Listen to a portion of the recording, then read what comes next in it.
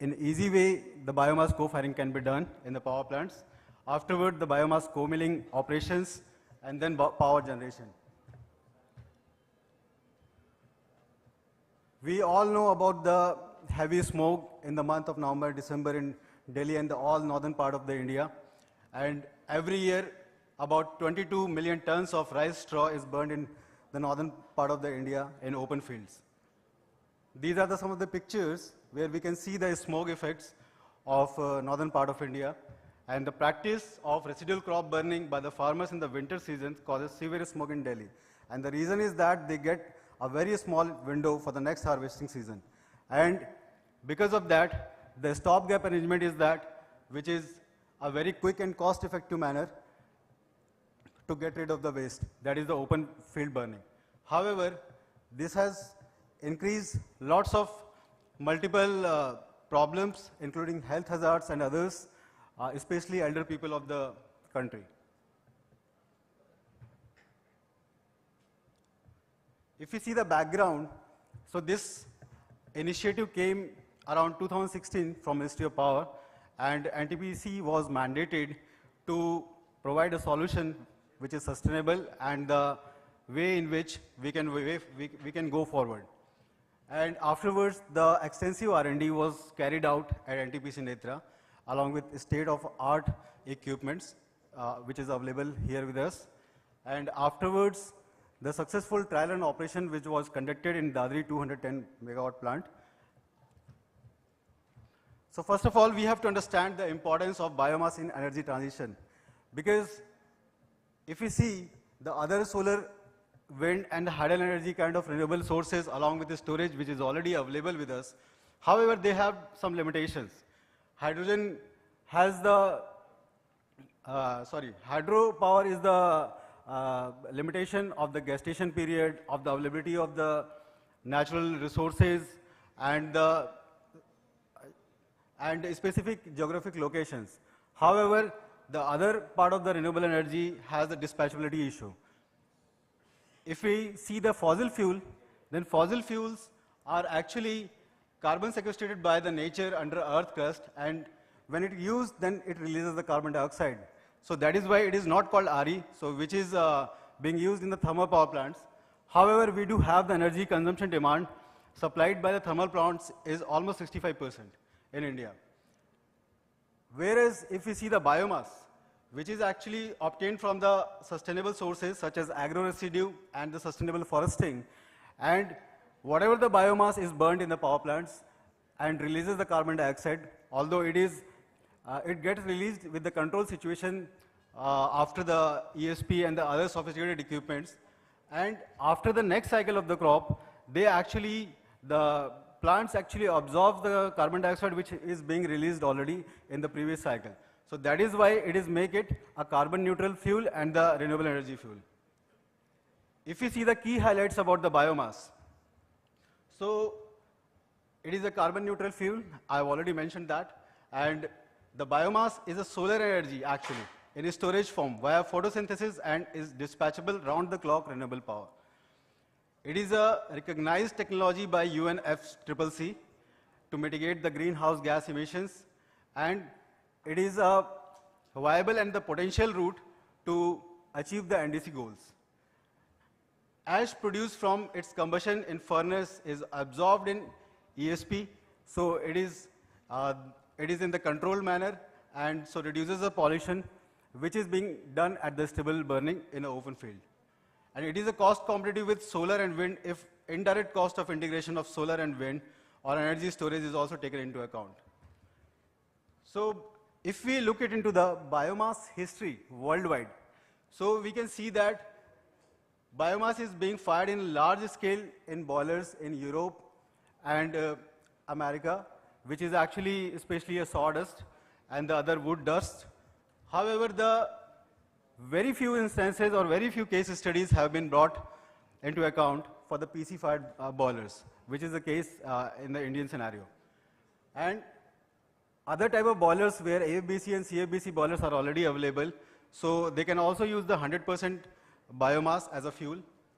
However, for the PC-fired boilers, it was a challenge to start with as a fuel, as a solid fuel for the combustion. So for that purpose, we have to do the exhaustive studies in terms of slagging analysis, combustion, and ash parameters, and the others. So let me start with the non-torrefied biomass, which the case study which has already been done, and the Ministry of Power has already issued the policy for the 7% co-firing mandatorily. So before starting that, we got some challenges to understand the fuel properties in which those important parameters are listed, where effect of weather or moisture, because moisture content is high, then we do have issues in transportation, storage, and handling. Even the combustion efficiency would also be decreased. Biomass hardness, it actually correlates and corroborates for the particle size and the mill operation conditions. Proximate analysis, this is also very helpful to understand the mill operation and the boiler combustion efficiency and the ash, what we are going to produce after the combustion.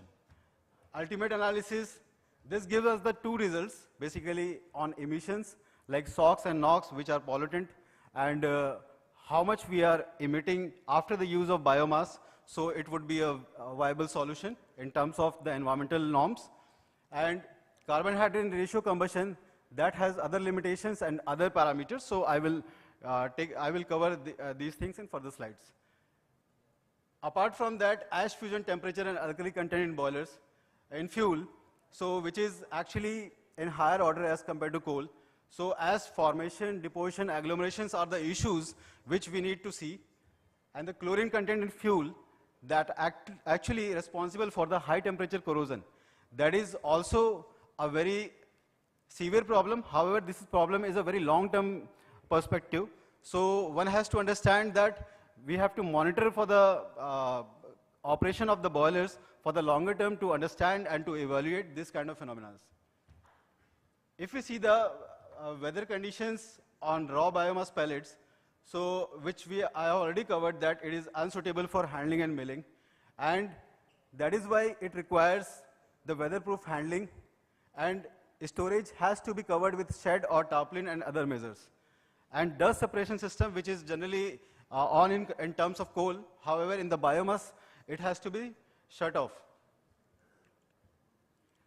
If we see the effect of milling of operations, so we have conducted various tests in the lab scale milling operations, milling equipments, and we understand that it is already very sticky if the biomass has the moisture content at very high level. So biomass milling is not a suitable option in that terms. Secondly, experiments indicated that about 10% of biomass in coal, if we use that, so current of the mills shoots up, and the co-milling is actually will be a costly affair. So 10% of co-firing, the limit was actually set. The other insights was that if we use the biomass, so it is a fuel, because not like a coal, because coal actually disintegrates to the micron size. However, when we use the biomass, so it actually disintegrates into the actual form where actually we have done the pelletization. So it actually elongates afterwards, and some kind of layers actually between the milling surface and the mills actually they create, and afterwards it decreases the milling surface and the load and the current will shoot up. So based on the pneumatic conditions and the studies also, we have confirmed that 1 to 3 mm of particle size of biomass is actually suitable for the co-milling operation. If we see the proximate analysis of the coal and the biomass and we compare it, then we can see that the GCV is already almost equal of both of the fuels, slightly higher in terms of biomass. Both have taken in the air-dried conditions, so moisture is not taken into the consideration here. So one has to keep the moisture level at the prescribed limits.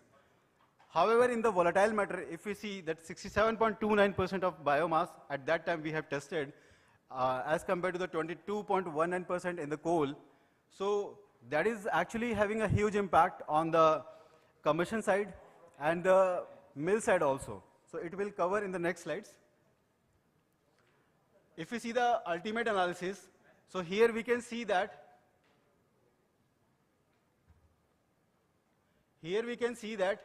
nitrogen and sulfur contents as compared to the coal, biomass is having very less, and that is why it was predicted that SOx and NOx pollution would be less, and that was also validated after the actual trial run.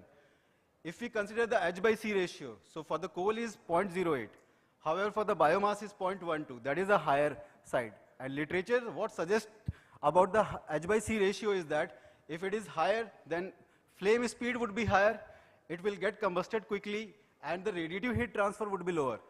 And the heat release pattern overall inside the boiler would actually change as compared to the coal combustion. So we actually taken care of that parameter as well. This is one of the lab equipments called STA, simultaneous thermal analyzer. Here actually we do we actually give the heated ramp rate of around 10 degrees centigrade up to 700 or 800 degrees, 700 to 1000 degrees centigrade actually we get combusted. We actually combust the biomass and the coal. Then we get this curve for the devolatilization rate. Here if we see that green one is the coal curve, and this yellow kind of curve is the biomass curve. And here we can see that it's not working. Actually, the starting part, which is a linear curve, that is actually the part where moisture gets actually released, and afterward the devolatilization rate starts and the combustion just start afterwards. And this is the slope where actually we see the combustion at what temperature we are having the complete combustion. And afterwards we are also getting the straight lines where actually the only ash part is remaining.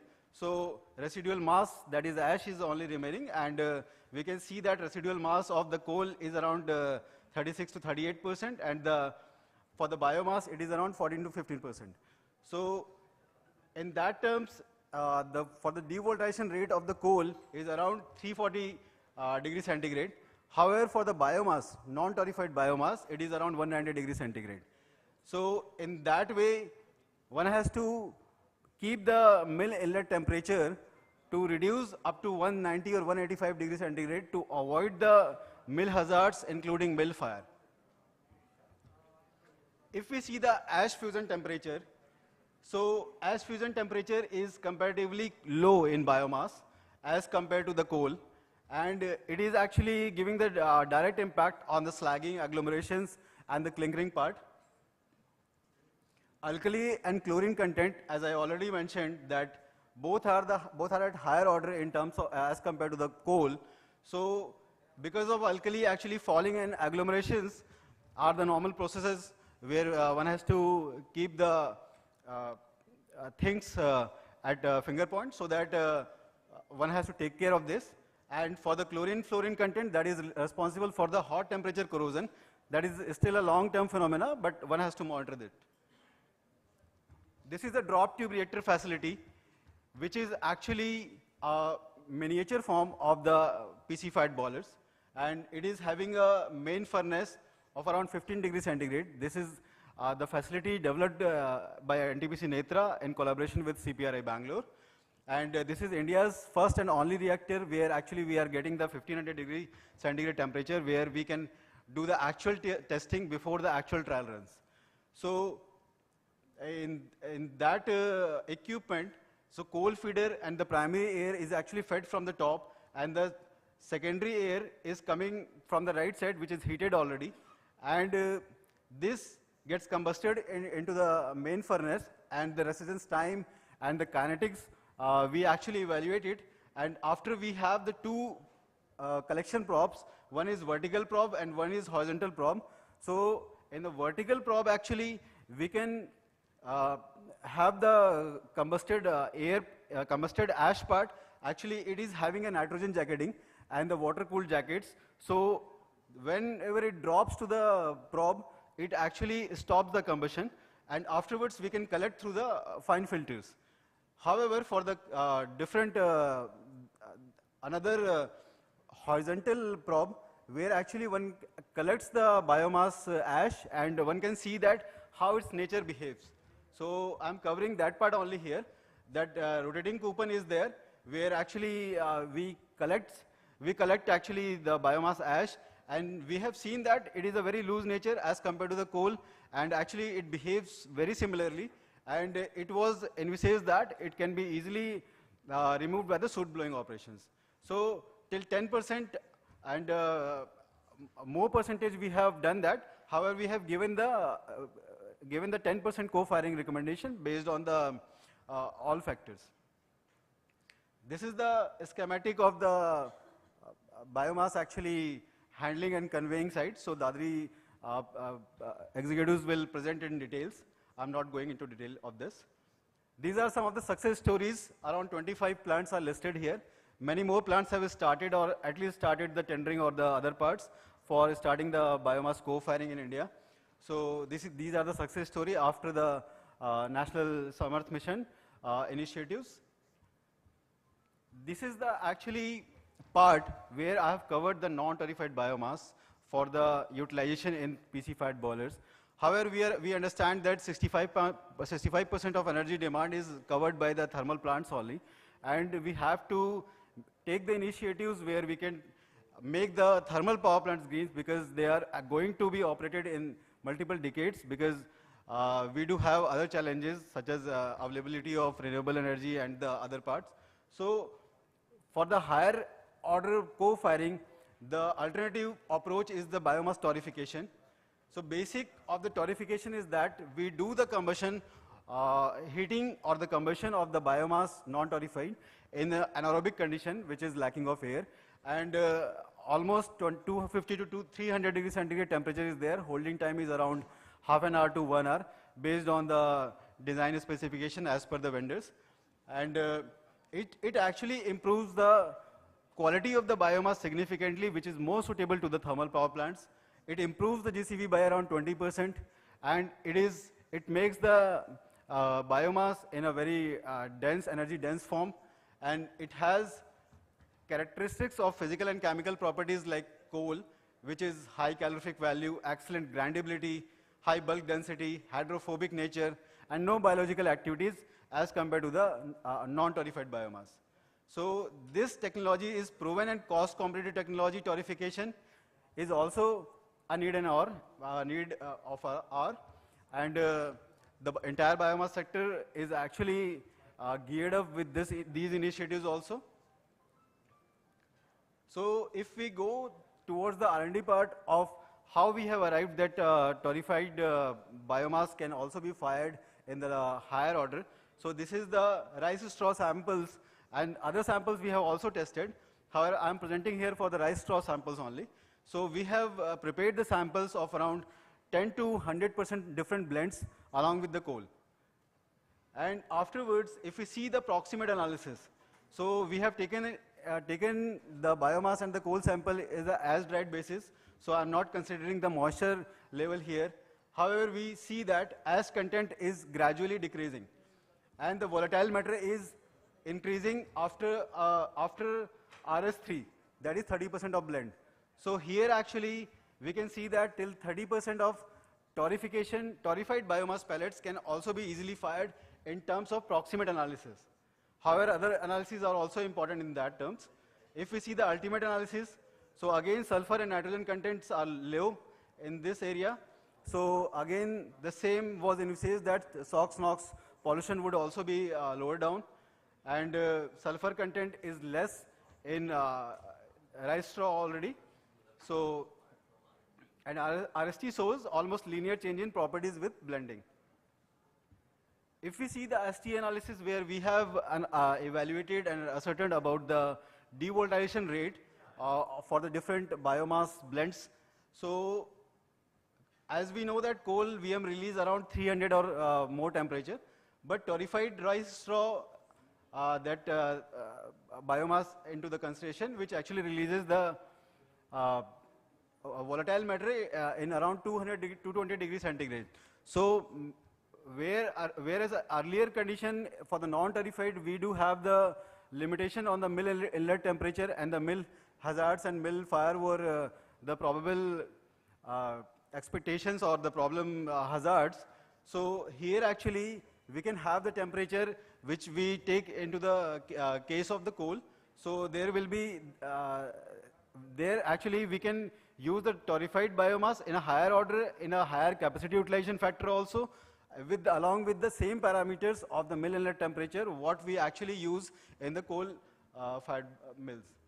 So this is the ash fusion temperature analysis, where actually we can see that till RST3, actually IDT is almost similar to the coal.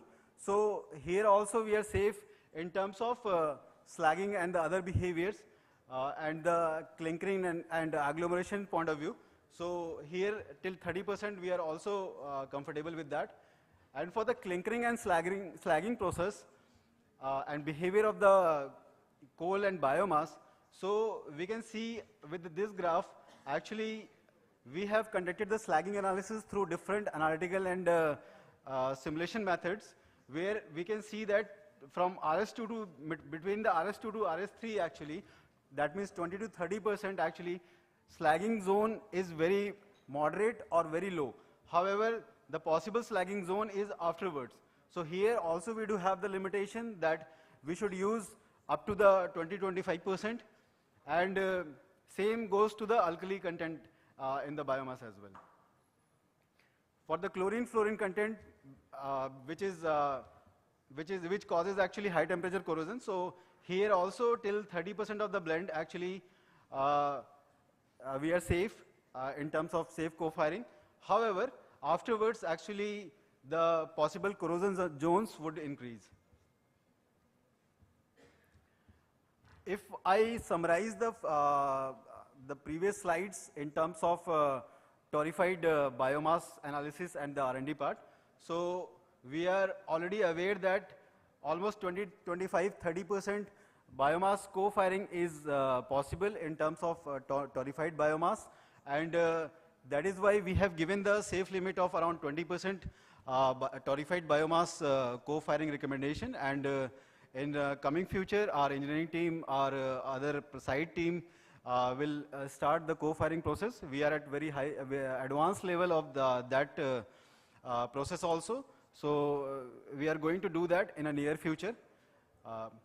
Thank you so much. Thank you so much from my side and for the patient hearing.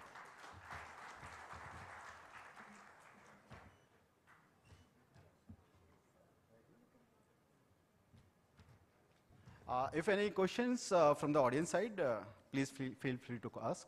Yes, sir, please.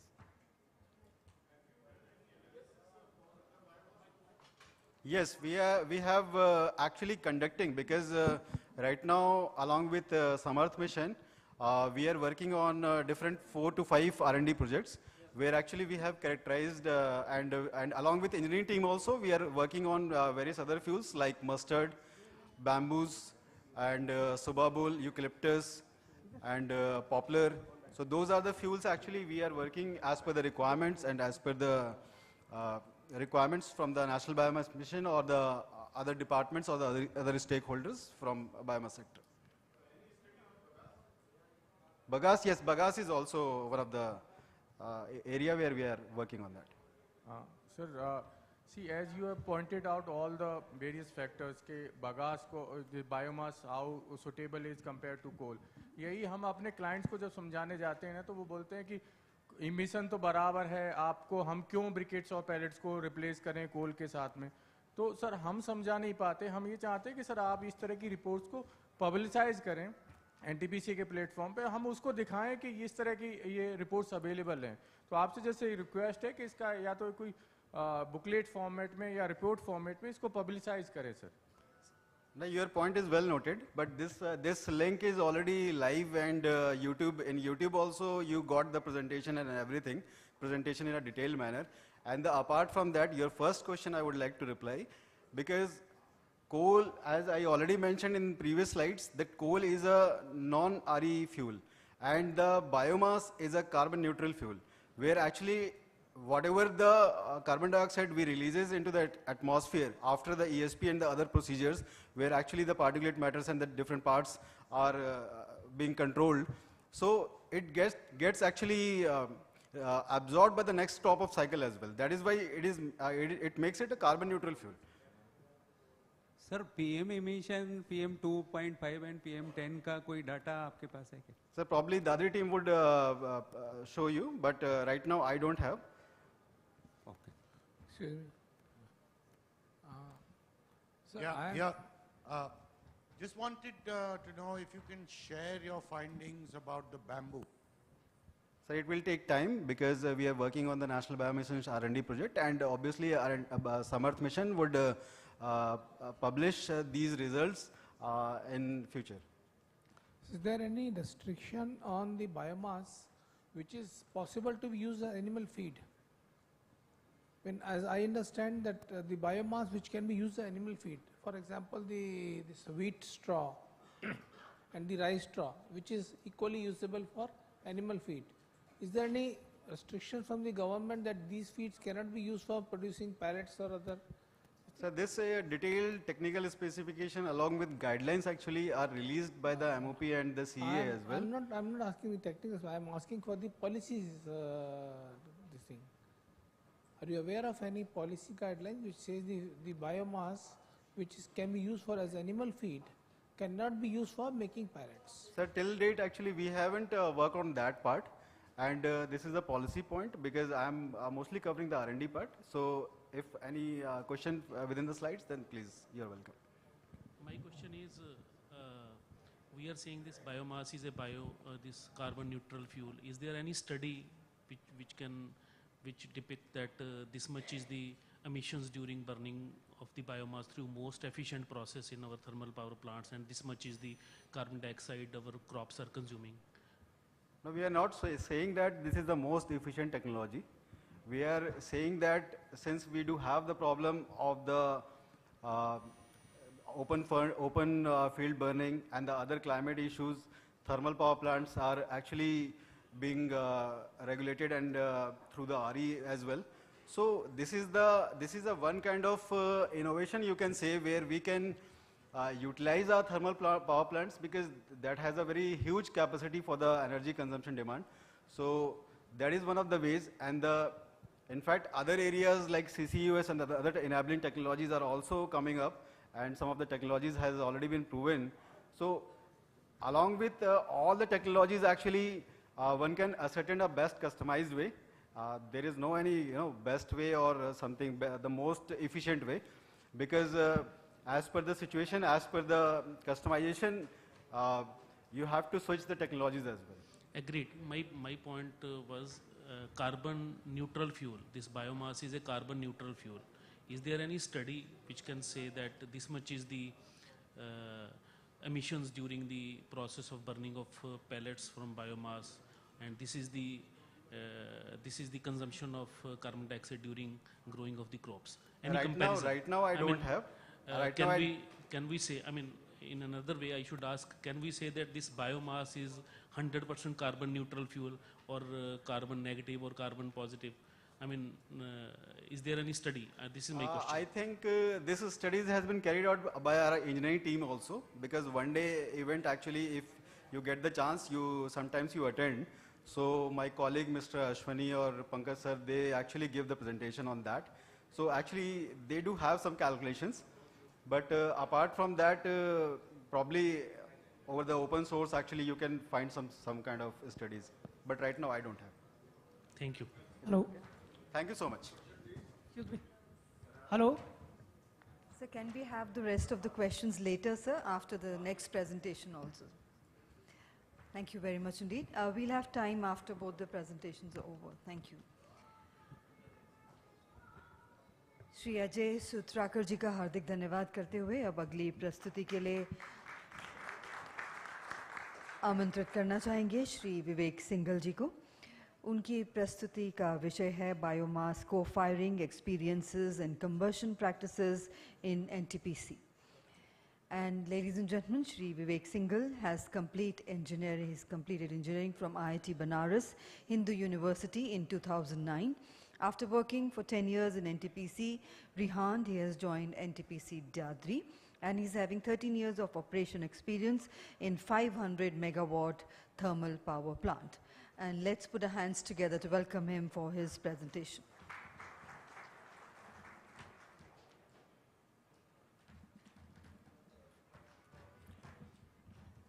Thank you, ma'am.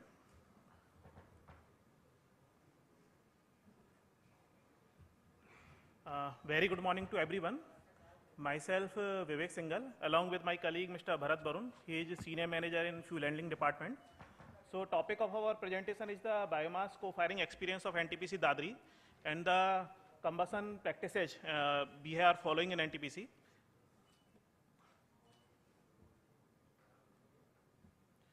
So, presentation highlights will be that first we would discuss about what was the need of the biomass co-firing and what was the experience of NTPC Dadri, as NTPC Dadri was the first pilot project for biomass co-firing.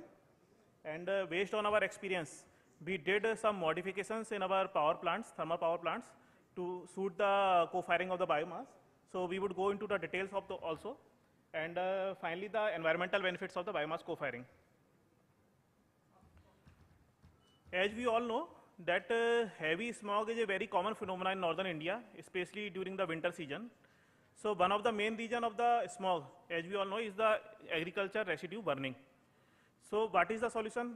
We can burn this agriculture residue. If we are burning this agriculture residue in the farm, then we are creating the pollution. But if we burn this agriculture residue in the thermal power plant, then because thermal power plants are equipped with the effective dust control mechanism, we have ESPs.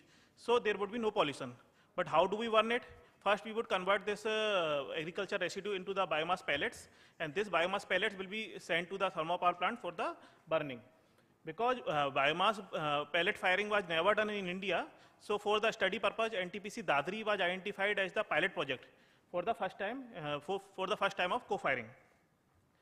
Now, Mr. Bharat Barun will take over. Thank you, Vivek sir, and good morning to all.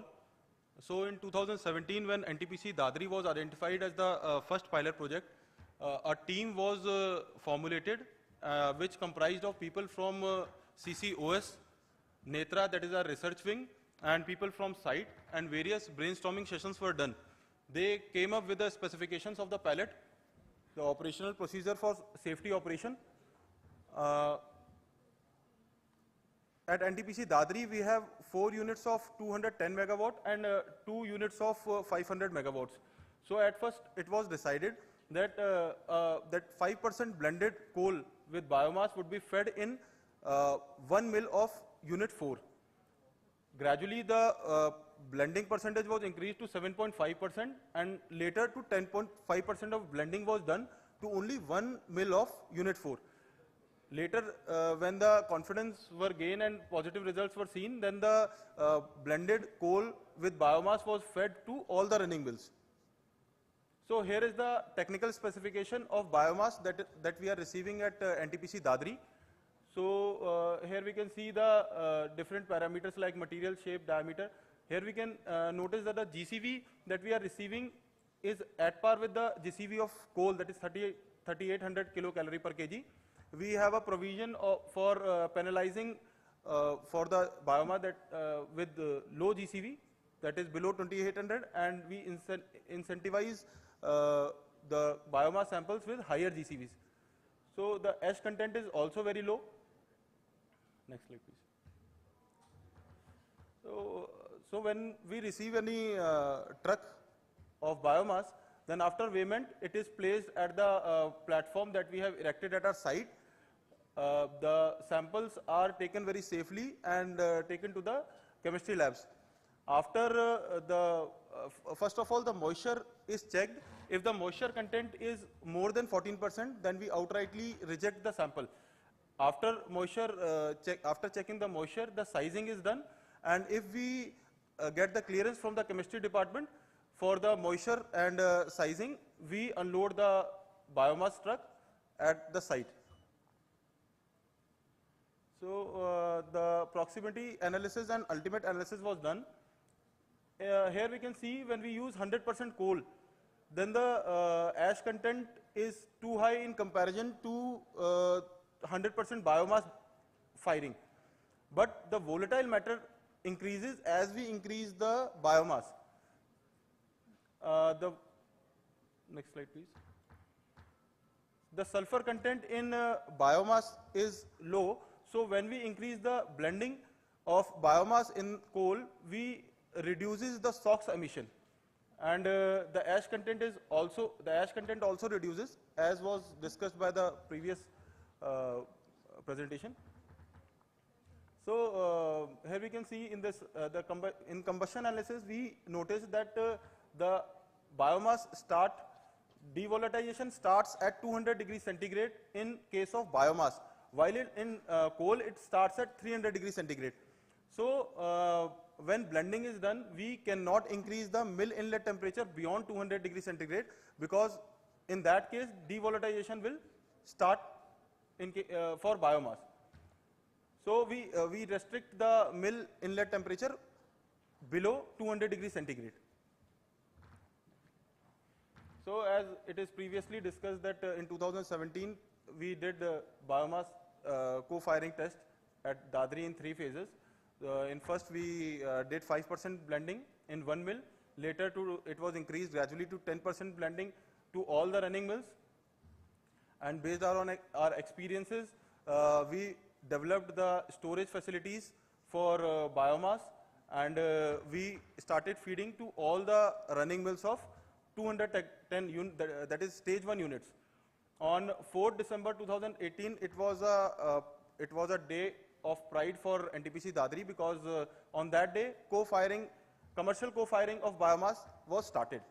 Later, after gaining experience, we started co-firing in our 500 megawatt units of stage 2. That was a date 16 December 2020. So here is the emergency hopper. This picture depicts the emergency hopper. So the first 2 trucks that came to NTPC Dadri was manually unloaded. Usually in starting days, biomass used to come in sacks. So it was unloaded at the yard itself, and blending was done in the yard. So this blended coal was fed through payloaders in the emergency hopper. Later, the consignments were fed directly to the emergency hopper, and the blending was done at the conveyor. So this hopper is comprised of the rack pinion arrangement, and we, through our experience, have set the opening of the gate to 5% blending of biomass. So we have a facility for a separate facility for truck tippler. Since because of the biomass policy, we have to feed 5% of biomass daily, which amounts to be a very large quantity of biomass, and this cannot be done manually. So this truck tippler tipples the complete truck in one go, and we can feed the biomass through payloader. This is the future scheme which will be implemented pan NTPC. Here we will erect a separate new truck tippler, and using this bulk receiving unit, the bucket elevator will lift the biomass to the silos, which will be of 750 tons each. 2 silos will be erected, and through these silos, we will be this biomass will be available 24/7 to be fed to our bunkers. Next slide, please.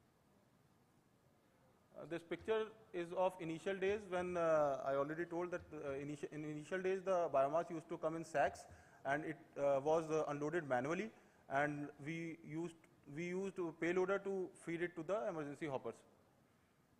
This is our emergency hopper. Okay, we have our emergency hopper in stage 1 yards. So the biomass is fed to stage 1 and stage 2 bunkers through these emergency hoppers only.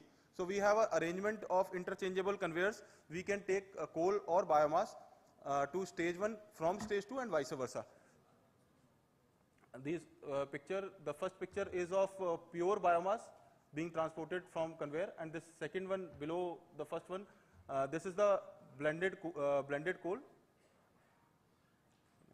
So here is a picture how we do the blending.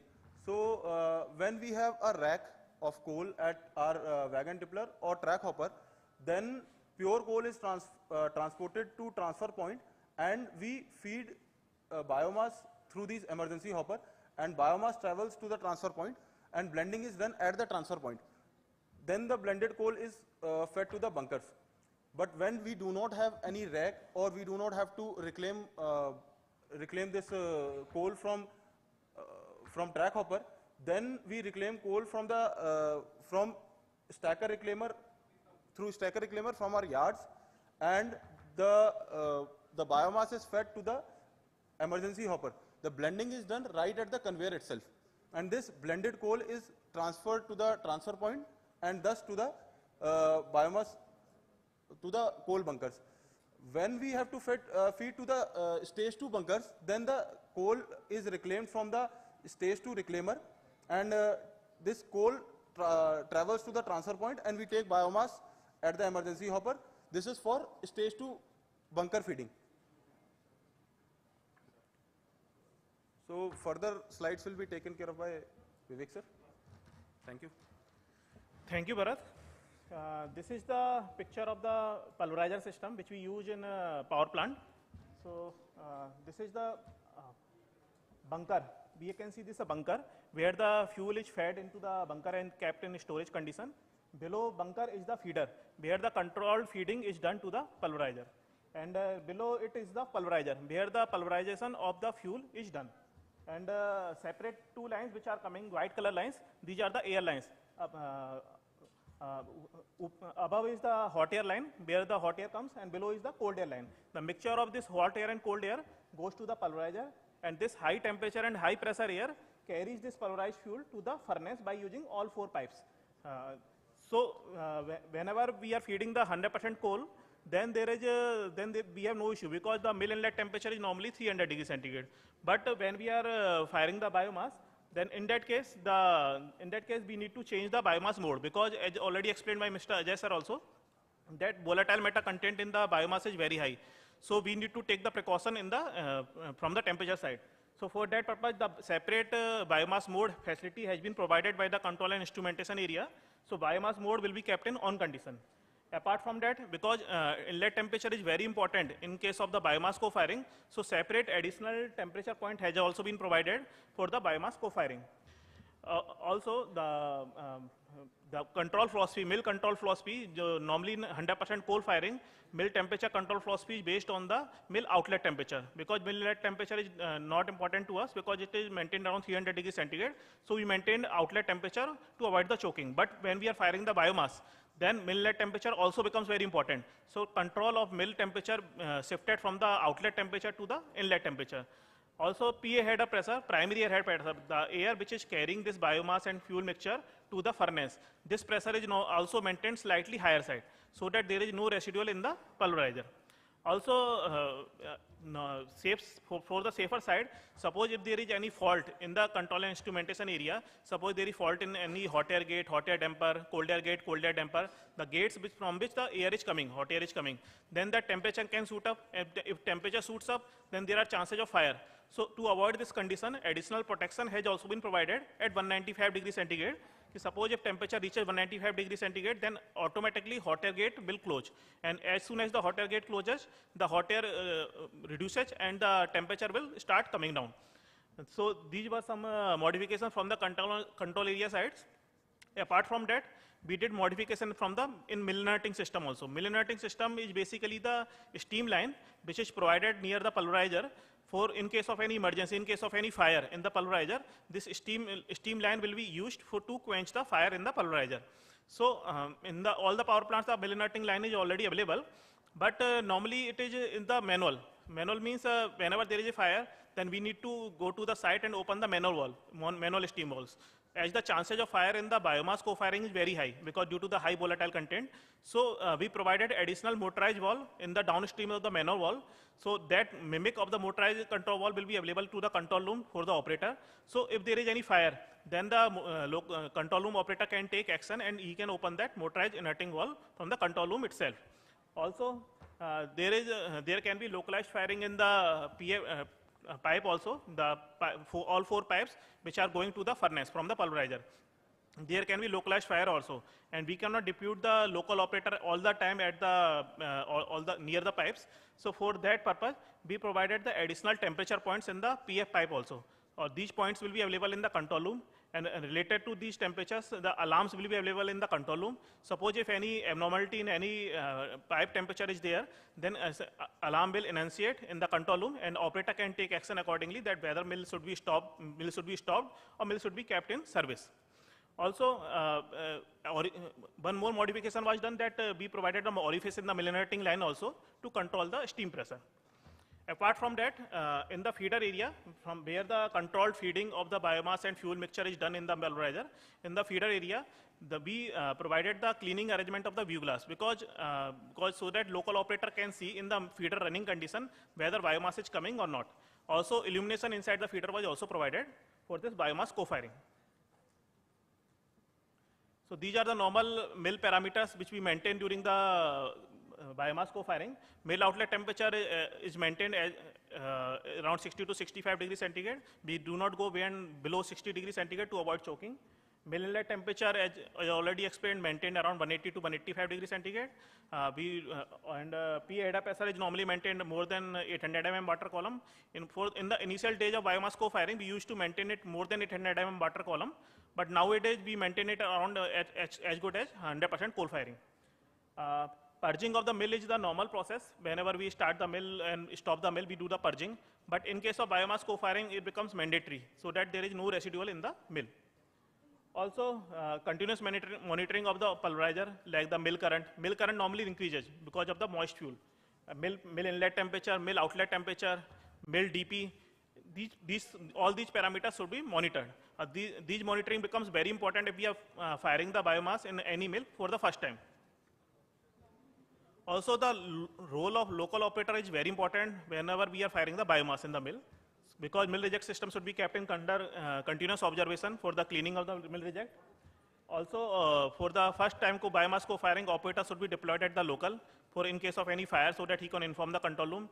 And in the initial days of biomass co-firing, we used to deploy the fire tender near the mill so that if there is any fire, then we can immediately quench the fire. But in our experience of the last 5 years, there has been no fire incidents of during biomass co-firing. Also, all other parameters like flue gas temperature in superator zones, clinkering and slagging tendency from the S panels, all these parameters should also be monitored. Now coming to the performance analysis, when we are firing the biomass, there is in this slide we are talking about the 210 megawatt units. For the other units, these parameters will change. These are not fixed parameters. So there is an increase in the exit flue gas temperature also when we are firing the biomass. So why this increase is there? Because of the procedure we are following for the biomass co-firing. Because we are reducing the mill inlet temperature. So when we are reducing the mill inlet temperature, then the air going to the air preheater, which heats the air, it will be low. So ultimately there is underutilization of the air preheater. So exit flue gas temperature normally increases when we are firing the biomass. Due to this, slight decrease in efficiency, in boiler efficiency is also there. Also, increase in mill power is also there because when we are firing the biomass, normally slight increase in current is also there, mill current, because due to the moist fuel. Also, we need to run the extra conveyor for carrying this biomass to the bunker. So for that slight increase in APC is also there when we are firing the biomass. Also, there is a decrease of unburned carbon in the fly ash because due to the high volatile content. This is the biomass intimation slip. As soon as the coal handling department, fuel handling department feeds the biomass in any bunker, so he provides this slip to the operation department, which is running the mill. So from this, in this slip, all the parameters related to biomass is available, like how much quantity of biomass has been fed into that bunker, from which height to which height the biomass has been fed, and what is the percentage of biomass co-firing is in that bunker. From this sheet, the operation person which is running the mill, he gets the approximate idea that at this feed rate, how much time it will take for the biomass to come into the feeder. And he can deploy the local operator for that purpose, and accordingly, he can take this biomass mode in service. Because we cannot keep the mill in the biomass mode continuously. Because if we are keeping the mill in the biomass mode continuously, then we are losing the boiler efficiency. So we cannot keep this. So whenever the biomass starts coming, we keep the mill in the biomass mode, and the mill is kept in service. So what is the procedure for changing? So in the brief, I will explain the procedure for changing the biomass mode. So as you can see, this is the inlet temperature and outlet temperature of the mill. So when we are running the mill in the 100% coal mode, then biomass mode will be in off condition. And as soon as the local operator informs in the control room that the biomass has started coming, then we will keep these dampers, hot air and cold air damper, which are controlling the mill temperature, we'll keep in the manual, and we will reduce the temperatures manually. And as soon as the temperature reaches mill inlet temperature, pulverizer inlet temperature reaches to 180 degrees centigrade, we will keep this biomass mode on, and after that dampers are put in auto. As soon as we are putting this biomass mode on, the control philosophy of pulverizer shifted to the mill inlet temperature, and we can keep the temperature set point in the accordingly as per our convenience. And similarly, vice versa is the procedure for the taking any mill out of the biomass mode. We will open these dampers in manual, and after that we will increase the mill inlet temperature, and after that we will keep this biomass mode off, and after that we will put these dampers in auto. This is the procedure. So what happens if there is a fire in any mill which is running by using biomass? So there is a standard operating procedure in all the thermal power plants for the case of fire in the pulverizer. The same procedure is followed in Dadri also, but there is same procedure is for the biomass co-firing also. If there is fire in the mill in the 100% coal, and same procedure for the biomass co-firing also, the same procedure is same. But only difference is there that we have the control of the mill inerting motorized valve also in the control room. So we can open this also whenever there is a chance of firing. But rest of the procedure, like the quenching the fire for the depraving the mill from the air side and the fuel side, this procedure is same. These are the photos of the biomass receipts and unloading at the sites. These are the photos of the biomass storage. Initially, we did not have the covered storage facility for the biomass storage, and biomass is very hygroscopic in nature. So when the biomass is kept in the open condition, then it absorbs some moisture. So it is a normal procedure in our power plant that whenever biomass is received at the site, we feed it to the bunker instantly so that their moisture content will not increase. So in the later phases, we developed the covered shed facility for the biomass storage and the separate silos for the biomass in the commissioning phase, so that whenever the biomass will be received, the biomass will be sent to the biomass silos. One more achievement for NTPC Dadri which I wanted to share was the torrefied sludge firing. So we received approximately 30 metric ton of torrefied sludge from the Delhi Jal Board on the 15 April 2022. So this torrefied sludge was having quite low GCV. So we selected unit 4 for this torrefied sludge firing, and our biomass firing operation was very successful, and there was no abnormality was observed. Finally, coming to the benefits of the biomass co-firing, in the Dadri we have burned up to now 21,000 ton of biomass. So, we have because biomass is a renewable energy, so we have saved up to now 21,000 of fossil fuels. So conservation of fossil fuel is there. So from by 1 ton of coal, approximately 1.4 ton of CO2 generates. So by saving this 21,000 ton of fossil fuel, we have reduced the greenhouse gas emission by 27,000 ton approximately. Also, as the ash content in biomass is lower, so the ash transportation cost will we will save money in the ash transportation cost also. So we have calculated accordingly. Also, as the sulfur content in biomass is low, so SOx emission control cost will also be reduced. All these calculations are done based on assumption that we are running a unit at the 10% blending, 210 megawatt continuously at 100% PLF for the 5-month period. Also, there are benefits to the farmers also. The farmers' benefit is around 1,500 to 2,000 rupees per acre. So there will be also development of the entrepreneurs' skills also, and opportunity for new businesses also be developed. So with this, I would like to end my presentation. We are open for any questions from the audience side, any stakeholders.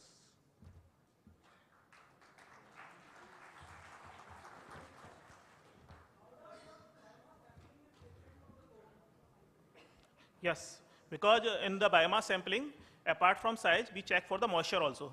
Because if the moisture content in the biomass is high, then there is a problem from the milling side. We cannot grind the moist fuel. If there is very high moist fuel, then the mill current will increase, and we cannot go very high moist fuel. So also the feed rate of the mill, suppose we are reducing the moisture by increasing the inlet temperature. Suppose outlet temperature is maintained and we are reducing the feed rate, then increase in APC. So we have maintained an optimum level of 14%.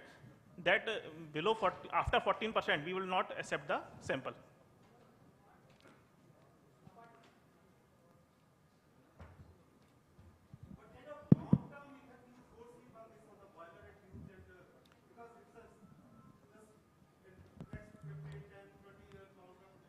Sir, all the studies has been carried out by Netra. So for the 10% co-firing, there is no effect has been observed. No such issues.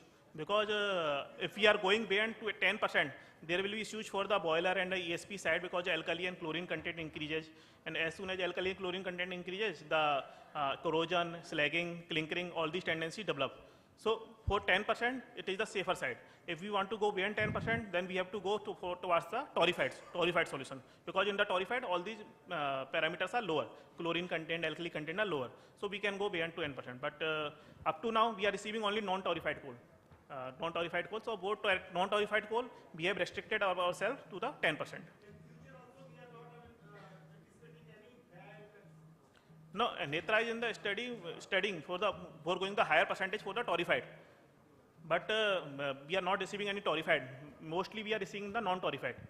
So as you told, it is non-torrefied. So if I want to understand, what is the percentage of rejections by percentage per day in your Dadri plant? As because you are operating for last 4 or 5 years, so it is the testing we are doing in-house. It is not from the manufacturing straight. So what is the percentage in ballpark, if I want to understand, of rejection per day? The percentage of rejection are very low. We are the moisture content that we are receiving in biomass samples is more or less 5%. Most of the samples we are receiving are being accepted. So apart from moisture side, what is different in the ash percentage? Because you cannot maintain the same sieve size for the biomass sampling what we are using for coal. So it creates difference in the ash, and GCV is a calculated value. So if we are doing with the same pattern, the GCV will be lesser. We incentivize the vendors for providing the higher GCV biomass. For that purpose, we have the procedure for the pricing according to the GCV. So GCV is not fixed. If after receiving the sample is sent for the GCV checking. If the GCV is low, then payment according to the GCV. No. My question is something different. I just want to ask how the sampling process for the ash content is different from the coal part, because it cannot be same. If you are using the same process for the biomass sampling, you will have the less GCV at the final output, because ash percentage will be the higher. Whatever the sieve size you will select, the heavy particle will come down as the ash percentage will, because heavy the biomass content the ground material also. So when you use the same sieve size, the heavy particle will come down, so ash percentage will be increased, and the ash percentage will increase, your calculated value of GCV will be came down. So actually, that's the basic problem we are facing. Actually, 3 different tests are done. The moisture we are calculating through the equipment that we have already shown in the slide. The sizing is done through the sieves that you are telling, and GCV is calculated after we have fed the biomass sample.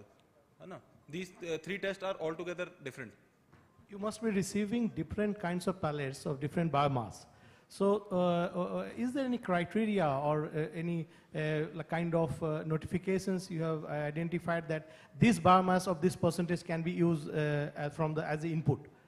Or the percentage of rejections for a different type of biomass as a pellet? Any philosophy you have defined in that? So that it will be easy for the suppliers to feed you in terms of the kind of biomass pellets they want to supply. Size criteria is already provided whenever the PO is placed for any biomass. We accept the maximum size is 25 mm. mm for the any biomass. We do not go briquette because briquette creates. I'm talking about the type of biomass, types, like rices, the different types. Different raw materials are accepted like paddy, straw, all mustard, very different kind of biomass has already been received. All the testings you are doing in-house in Dadri itself? Yes. Okay, We are restricting only from the size, moisture and GCB. And apart from that, we are not restricting from the biomass side. Whether it is wood residue, whether it is agriculture residue, it is not an issue. And the feed is adequate enough to run the operation smoothly? Yes. Thank you. Size is very important. Size is very important for the running any mill in the thermal power plant, because beyond 25 mm size, that creates choking in the mill, currents problem, various issues came. So size becomes very important, and accordingly GCB and moistures are already explained. Thank you. Sir, in normal operation, we load the mill up to 90%. What is the maximum you achieved in terms of, in case of the pellet firing? Sir, normally the mill inlet temperature, when we are running the mill feeding to the 90%, around 300. So mill outlet temperature is maintained accordingly at the 90% feeding. But when we are reducing the mill inlet temperature, so mill outlet temperature we also reduce, we are keeping the same feeding. So we have to reduce the feed rate also. So normally whenever, and also it also depends on the content of the moisture also. So ultimately we have to reduce the feeding. Suppose if mill is running at the 100% coal at the 50 ton per hour, so it may be possible then whenever the 10% biomass, we are taking the biomass mode in service, then the feed rate has to be reduced from the 50 ton per hour to 30 ton per hour. Or sometimes we have to take the extra mill also in service to maintain the overall feed rate. So that's why my question is that at present we are doing the trial in one mill only. But as per the government notification, we have to fire 5% the total coal. It is practically possible to fire 5% in total coal and achieve the 100% PLF. Sir, we have fired this in the NTPC Dadri Unit 4. All 4 running mills at the 10% biomass we have fired. There was no issue from the flame side also. In the flame because volatile content is higher, so flame intensity improves. Whenever we firing the biomass, the flame intensity improves. And also we are running the mill at the lower side, we have to take the extra mill in service. If we are firing the biomass in all the mills, then we have to take the extra mill. But we are maintaining, we are maintaining at full load. Maybe you fire, in that case, you maybe fire the higher GCB coal. That might be the case. Yes. I do not have the data. I think, as per my experience, at design coal GCB, it is not possible to achieve the 100% load. Sir, I have one question here. This side. Sir, Yes, sir. You told that from 2017 onwards you are firing. So what is the maximum continuous time you have fired along with biomass, and what percentage? Sir, initially we used to receive the biomass continuously. From the last 6 months we are not receiving biomass, but initially in initial days we used to receive the biomass continuously. So it was our normal practice that because in Dadri we have 6 units, all 6 units have been prepared for the biomass co-firing. So normally in our practice, regular practice, that if the quantity of biomass is low, we normally used to run only 1 mill in biomass mode. Only in the one bunker we used to feed the biomass, because or continuous it was in service for the around 3 days, 4 days. For continuous in biomass mode, it was in service. Sir, my question is, suppose 210 megawatt you are running at full load, then are you firing 10% of the total coal continuously, or it is just in one mill you are firing 10% biomass? In one mill, because we are not receiving that much quantity. That means if we go a rough calculation that 4 mills are in service and each mill is equally loaded, you are firing 2.5% of the total coal. For the testing purposes, we have fired the 10% biomass in all the running mill. But right now we are not receiving that much biomass that we can run all the mills in the biomass mode. So that much quantity has not been received. In terms of total coal consumption in your 210 megawatt plant, what is the maximum percentage of biomass you have fired continuously and for how long? In only one mill, continuous 10%, around 7 to 10 days.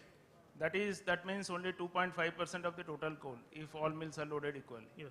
Continuously for 7 days. Yes. You are not facing any issues with respect to cold air dampers? Are they not getting saturated? Because you told you are maintaining mill outlet. No issue in cold air damper. Okay. Temperature is maintained. Accordingly, outlet temperature, we reduce the feed rate. Suppose outlet temperature is going lower than 60 degree, we reduce the feed rate. So we are not facing any issue from this. So you are maintaining the cold air damper position. There is margin. There is sufficient margin cold air damper also when we are firing the biomass. Okay. Thank you. I have one. So, what is the GCV for paddy biomass? GCV. GCV or biomass?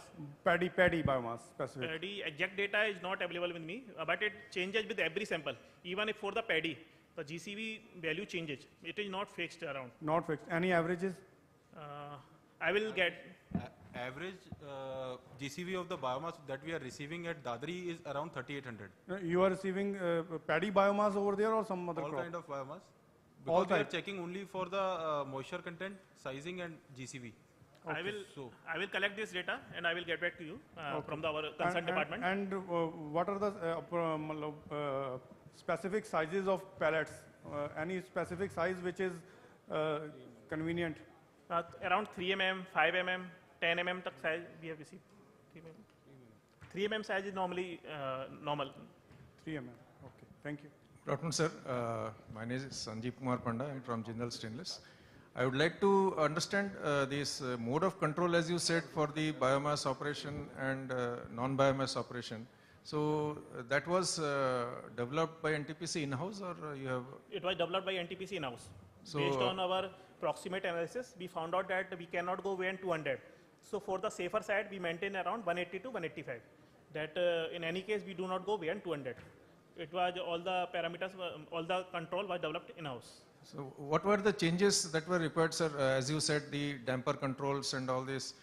So with the existing, whatever we have, because the controls are definitely there in the DCS right now also. So with those existing, we could develop in-house and convert it to biocontrol mode. And obviously there is the non-biomass control mode. So that was not that challenging, or was there something which you would like to share with us? Sir, beauty of 10% biomass co-firing is that we do not have to change much. We only have to work from the control and instrumentation area side. We need to provide this mode, biomass mode. All the inlet temperature is already available in all our power plant. Outlet temperature is already available in power plant. If possible, provide additional temperature in the local pipes also. Because if we are firing for the biomass first time, then there can be localized fire also. So we provide additional points was also provided in the local pipes also. But apart from that, not much modifications were done. Like small modifications like the motorized inerting valve was provided. This is a very small modification from the thermal power plant point of view. So no big modification. So that was also integrated to the biomass control mode, sir? The inert. Initially, before biomass co-firing, we have only the manual control. But after before biomass co-firing, we provided additional motorized inerting valve also. That but was it is helping us in the imported coal also, because in the imported coal right, also the BM content is higher. So it is helping us in long run. So that was integrated to the biomass control mode operation? No, it is not integrated in the biomass control mode. Biomass control mode only changes the mill temperature philosophy from the outlet temperature to inlet temperature. But that was also done in parallel? Mill inerting motorized control valve, work of mill inerting motorized valve is to quench the fire only. In case of emergency. Yeah, that will work until now, temperature. In the last 5 years, we have not used the mill inerting motorized valve. We have commissioned, but we have not used because there is no case of fire till now. Sir, one more question, just a very basic question. Generally we talk about non-torrefied and torrefied pellets. I would like to understand whether NTPC has the experience of firing both the types and in fact also briquettes. NTPC has NTPC fired all the three, sir? Sir, NTPC has not fired briquette because as already explained by me that in briquettes it creates problem in the mill. There are chances of choking in the mill. Also mill current will shoot up. So we do not fire briquettes, we fire only pellet form. But as you are saying, sir, you have tried to do that, but it was not a good experience. During testing phase by Netra, yes, sir. We concluded that it cannot be fired because biomass co-firing is already developed in other countries also. So based on that experience also and based on tested by Netra. Also, if we are talking about the torrefied, so we incentivize torrefied because it acts like a coal. So we will have much better control if we have the torrefied biomass. But cost will be higher. The non-torrefied. So cost is the constraint in the torrefied cost is higher. Cost is provided higher by the NTPC if the torrefied coal is there because GCV is also higher and the cost is also higher. Recently, I think 8 to 9 rupees. 8 to 9 rupees for torrefied coal was. Okay, sir. If I ask you what will be the preferable type of biomass to be fired, whether it is torrefied pellets, whether it is torrefied or non-torrefied? Are you suggesting it should be torrefied? It should be torrefied. We would prefer torrefied, but in the non-torrefied, until now we have fired 21,000 ton of non-torrefied biomass. So we have faced no issue in the non-torrefied also, but we would prefer torrefied. Thank you, sir. Thanks. Hi. Hello, sir. My name is Ron. Hello. My name is Sridhar. I'm from National Institute of Bioenergy. See, I have one fundamental question to you and also your earlier colleague from Netra. You agree that biomass has oxygen in that, right? Oxygen content, right? So did you optimize anything on the air supply when you operate your boiler? Sir, I did not understand the questions. See, biomass has oxygen in this. So you're replacing 10% of your coal with biomass. So there's excess air available already. So did you optimize on the air supply and then you'd fine tune on the efficiency part? Optimize the mill. Air supply for the boiler operation. No, optimize means quantity of air. Yes. Sir, we optimize the quantity of air. Suppose based on the feeding, automatically there is a set point for the air set point also. Suppose we are firing the 30 ton, so set point may be 75. If we are feeding the 50 ton, then set point may be 85.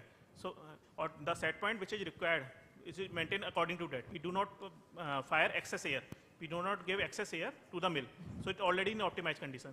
So did you measure the excess air in the exhaust both with coal and with co-firing?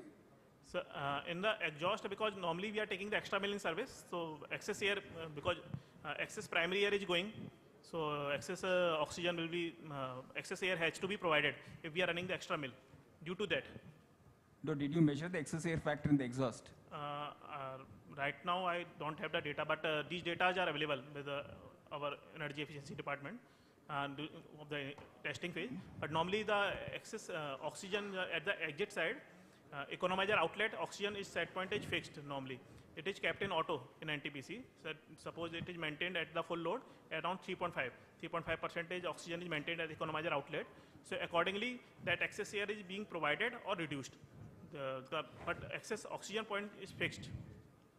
But if you have not done, my guess is that if you can fine tune that, your efficiency also will be same. You'll not lose on the efficiency. Efficiency side, we are losing little bit. Yeah, that's what I'm telling. So if you optimize on that, it may be efficiency could be the same, I would say. Thank you. Okay, sir. Thank you, sir. Hi, my name is Roshan. I'm an entrepreneur and at Ramanujan Labs and a researcher at Princeton University. I had two small questions, one on the engineering and one on the governance.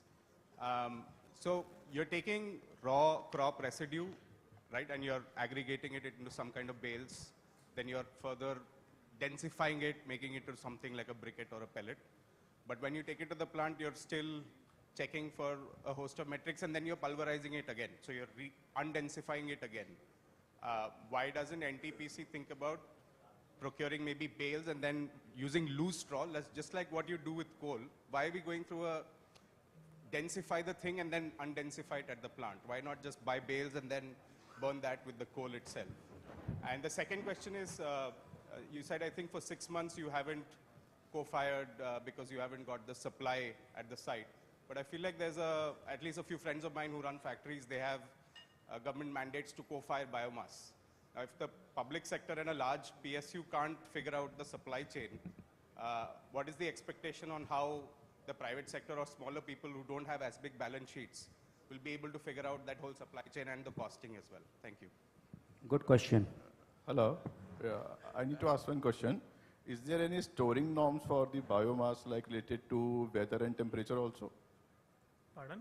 Is there any storing norms in the warehouse related to weather and temperature? Actually, biomass pellets are hygroscopic nature. So during rains, it catches moisture very soon. So we generally don't get biomass during our rainy seasons. And storage capacity, there is no temperature norms. We have the storage facility and we store it over there, and we feed it on the daily basis. The day we get it, we feed it on the same day, so that it do not get the moisture. And your question. Hello, sir. Sir, please respond his first, please. Sir, his question, yes, please. I'm giving answer to this question. Sir, actually, the thing is that biomass, the raw material for the biomass is not available throughout the year. So this is the problem that many people are facing. And NTPC right now is not in the business of collecting this. Maybe in coming future, they may go into this, some kind of subsidy or so. Sir, the question is different, sir. In the Question NTPC is, like, as you mentioned, that you are not procuring any the biomass during last 6 months. So he would like to know why you are not. On the contrary, we are having many plants. Those are not able to sell the product. So where is the gap? Sir, in the Dadri, if we calculate the biomass demand based on our 40% PLF also at the 5% co-firing, then we require around 590 ton per day of the biomass. So already the PO has been placed for the 280 ton per day for the 4 years by the vendors. Also around 530 ton per day PO has been in the letter of award stages. But the PO has been placed, but still the vendors are not able to provide this. Maybe. Sorry to differ with you, sir. You have the bucket filling system. Your tending system is the bucket filling system. So when others are not providing, give the chance to the L4, L6, L8. Why you are not? Why you are sticking yourself up to L1 and L2 only? Separate PO has also been placed, no? For Torify, Sir, I know many. Yeah, please. Sir, actually, three POs has been placed for non-tarified, a long-term PO, and for last year for tarified pellets, 7 POs has been placed. They are in the LOI stage. Sir, my question is like, as you are saying that since last 6 months, you are not able to get biomass.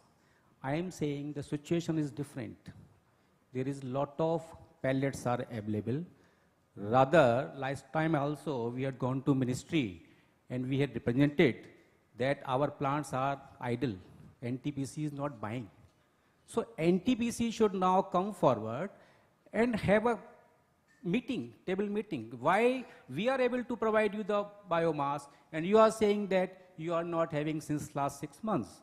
So there's see, we are spending a lot of time and money on these kind of conferences. But why we are not discussing this thing one-to-one with the manufacturer? Sir, recently, mainly the biomass was not available because the vendor was getting the better prices at the local area also. That was the main reason, because initially...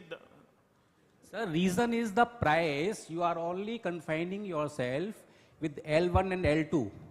And L1, L2 people are not serious. So those are producing biomass, serious manufacturers, they are not getting the opportunity. So I request you to kindly have such kind of a meeting. Can I respond to that question? Yes, please, sir. Yeah. As far as Dadri is concerned, based on the mandate given by the government, the quantity that is required, POs have been placed for quantities more than that. Second, because the capacities in the manufacturing, pellet manufacturing are not as much as is required. Demand, supply side is much smaller than demand. So what we have done is, in the terms and conditions of the contract, we have given 9 months lead time to the vendors to start supply. So these orders are placed sometime in July or August. So that 9 months period will be ending sometime in April. So that much time anyways we have to give to the vendors. Second is, those who are from the pellet manufacturing side, they know there has been a lot of volatility in the on the raw material side. So some of the assumptions that were taken by the vendors at that point in time, perhaps that are no more applicable. So it's making somewhat difficult for them to meet the price that they had quoted. So we are allowing them slightly more time so that they can like in the area around Gadavara, Khargon, the supplies had stopped because of raw material price. Now it has again started. So perhaps as the market matures, there will be some stability on the raw material side, and the supplies will, the new vendors will be able to start the supply. So that period ends sometime in April or May. We are in continuous touch with them, and we expect the supplies to start. Second, if that doesn't happen, now we are again going to come up with short-term tenders for Dadri, wherein, if there are some other vendors who are in a position to supply, they will be, given opportunity. So we have to go with a mix of, long-term tenders and short-term tenders, because, the capacities are not available on the pellet side. Demand is much higher, So we have to, it's a learning process for the suppliers as well as for us. So we have long-term tenders in place, and we will be coming up with the short-term tenders, not only for Dadri, for other stations also. Moda has already started processing for a short-term tender. So that's how we propose to proceed. Sir, fair enough. My humble submission is, when you initiated this tender, you have mentioned this is bucket filling tender process. So why don't you give the opportunity to L6, L7, L8? I'll respond to that. That bucket filling tender was the first one, which was the 9-month tender. This particular tender, we have been able to, get vendors at L1 price. That's why the requirement, like I said, for Dadri, Jhajjar, we have been able to meet, we have got enough responses to meet our requirement.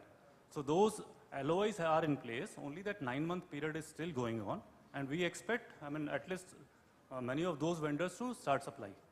And many of you may be aware, for Jhajjar, we had also gone with the short-term tenders against which we have got the supplies. Again, now we are processing around 150 tons per day orders for short-term. So that's how we are proceeding, a mix of long-term as well as short-term. Fine, thank you. What Mr. Roshan asked, I am just further simplifying it. He meant to say, first you are densifying the material, then again you are undensifying it. So why not to go for direct firing? I'll respond to that as well. Yeah, just a minute, let me complete, please. So I mean to say, as you have got power plant which is using raw biomass or loose biomass in Punjab, in Rajasthan, so instead of complicating the system, existing NTPC system, NTPC should go for a power plant based on loose firing of biomass. I'll respond to that. This will also reduce the cost of energy because you are spending considerable amount on densifying, again pulverizing and transportation. Yeah, can I? Yes. Actually, our power stations have bowl mills. Now they cannot be, milling a fibrous material. So basically that, densifying and undensifying is basically reducing the particle size. Let me finish. That's one. Second is, this raw material is dispersed. It's not, it doesn't have a high energy density like coal wherein you can transport from one place. So transporting from long distances, even in baled form, the bulk density is around 200 kg per meter cube. And when you are actually, milling it using hammer mills and then densifying, the bulk density goes up to 650 kg per meter cube. So that reduces the transportation distance, cost of transportation. Second is, with this we can use the existing power plants for firing the biomass. Whereas, if you want to use it in a raw form, then you require specific power plants which can burn that kind of fuel. The pulverized fuel boilers cannot do that. See, in Punjab, you have got successfully running plants. So I think we can discuss after the meeting. I think we will have to proceed with the session. No, we are not looking at the simplest part of utilizing the biomass which is available in abundance. We are just trying to look for a complicated solution.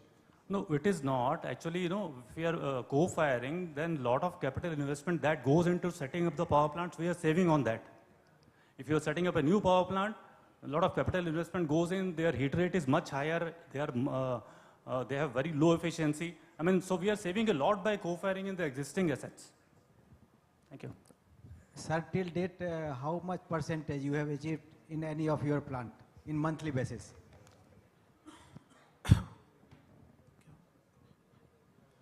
How much blending percentage, sir? Blending percentage maximum 10%. No, on monthly basis. Monthly basis around, exact data is not available, but around 5 to 6% for the we have achieved.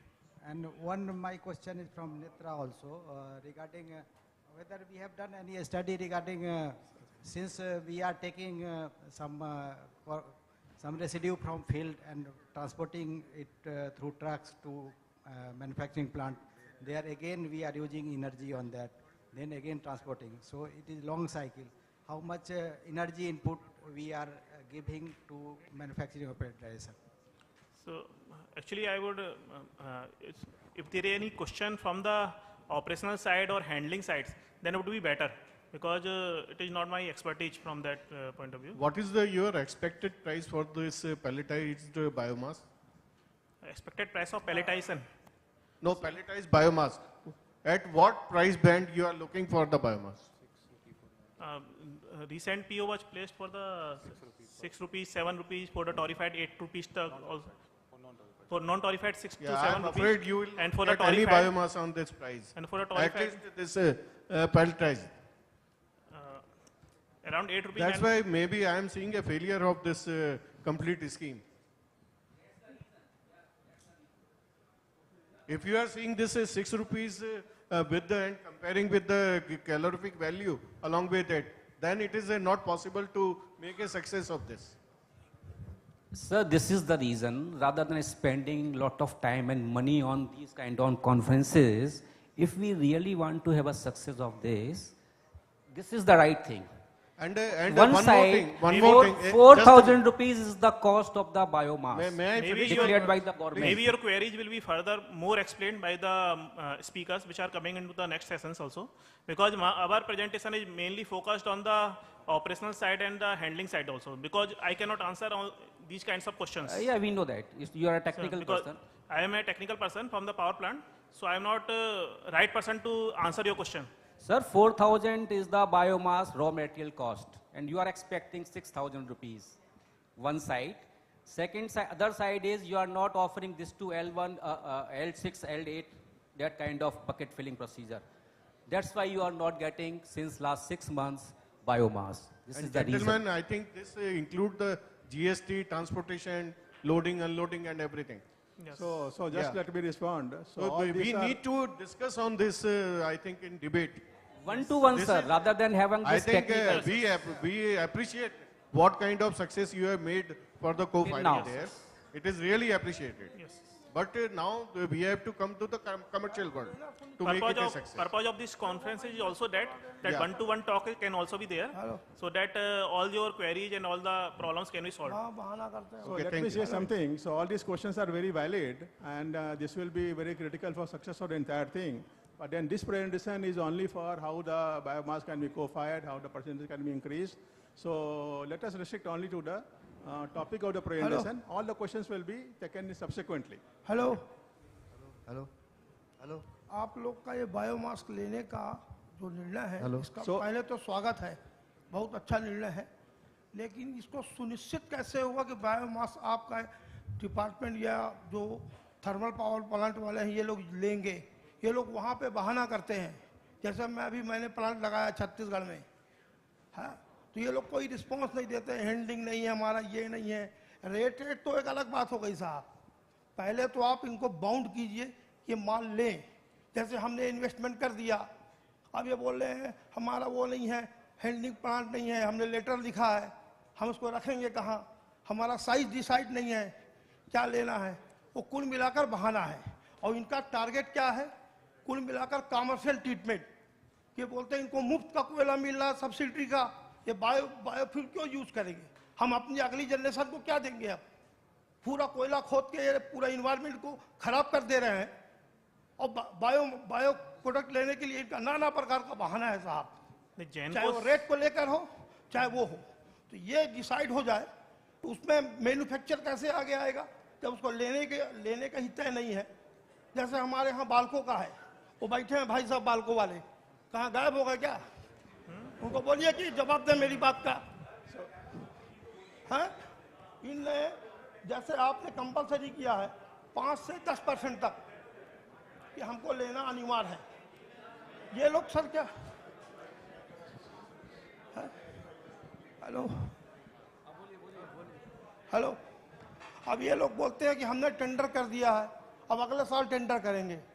Actually क्या है कि जैसे मान लीजिए जितना capacity का इन्होंने tender float किया है, और जो टेंडर पार्टिसिपेट किया है उसको इनने पूरा ऑर्डर प्लेस कर दिया, और अदर जो दूसरे मैन्युफैक्चरर हैं उनको कोई वो नहीं, L1 L2 L1 का बहाना करके, और उससे पूरा माल लेना शो कर रहे हैं ये, जबकि उसकी कैपेसिटी ही नहीं है देने की, प्रोडक्शन सर्टिफिकेट, प्रोडक्शन कैपेसिटी ही नहीं है, उसका सर्टिफिकेट भी नहीं स्टेट गवर्नमेंट का, लेकिन उसको ये लोग शो कर दे रहे हैं कि हम माल पूरा परचेज कर दे रहे हैं, गवर्नमेंट का नाम पूरा कर दे रहे हैं।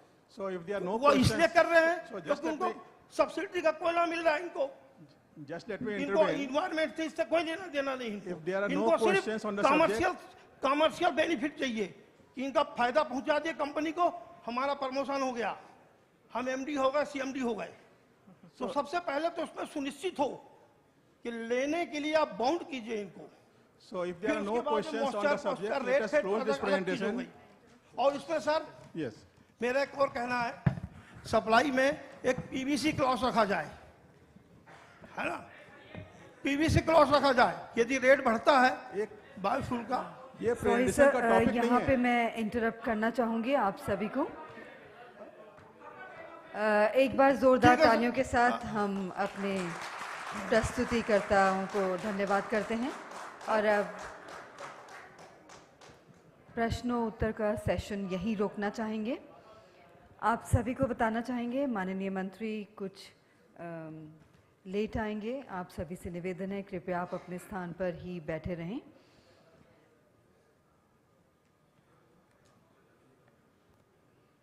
Ladies and gentlemen, the Honorable Minister is on his way. We would request everyone to kindly remain seated. Thank you.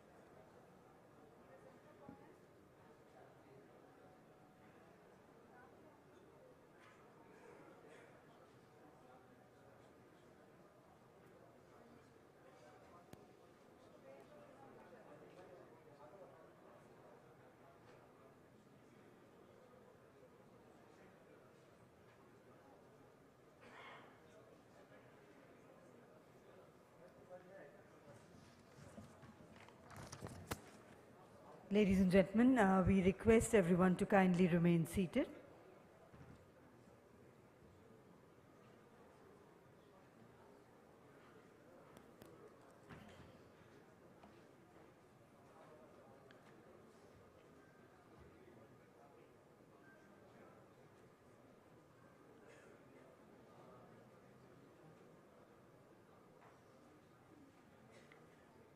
आप सभी से निवेदन है, कृपया अपने स्थान पर बैठे रहें। माननीय मंत्री महोदय कुछ ही समय में हमारे बीच उपस्थित होंगे। उनके आते ही हम उद्घाटन सत्र की शुरुआत करेंगे।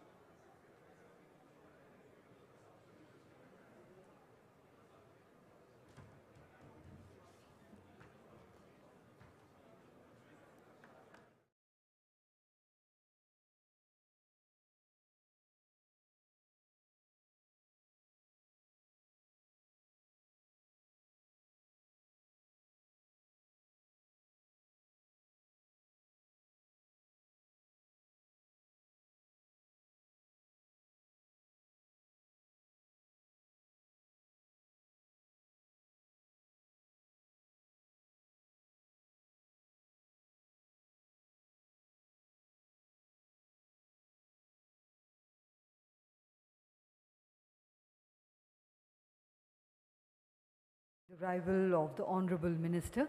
We would like to invite Shri Manish Kapoor ji for his presentation, which is on supply chain management.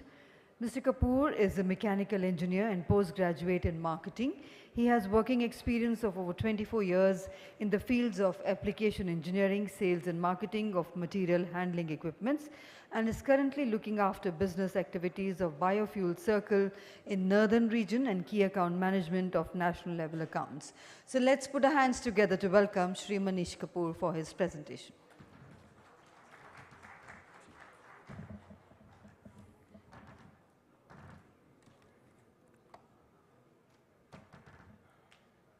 A very good afternoon to all.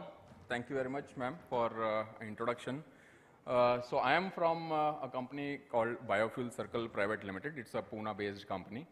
So this company is a platform or a marketplace to bring buyers and sellers of pellets, briquettes manufacturers, their consumers, and the farmers who are generating this as a raw material from their farm. So there are three links of the chain. One is the farmer, who is the creator of a raw material in form of loose biomass from the farms. Once harvesting is done, there is a agri waste which is generated at the farms. So we connect, we say that he is the chain link number A in the chain, who is creating that raw material. This is being purchased by a processor who is a briquette manufacturer or a pellet manufacturer. So where the farmer has to sell that, because we are trying to generate some revenue for a farmer, not only by the crop which he is sowing, but also from the agri waste which is building at the farms. So these pellet manufacturers could purchase this raw material from these farms, and a farmer could sell it on the platform. Moving forward, this processor, once the processor converts that into a briquette or a pellet, so there are the chain link number C, which comes as a consumer. So farmer, a processor, and a consumer. So this is, we bring all these people onto the platform.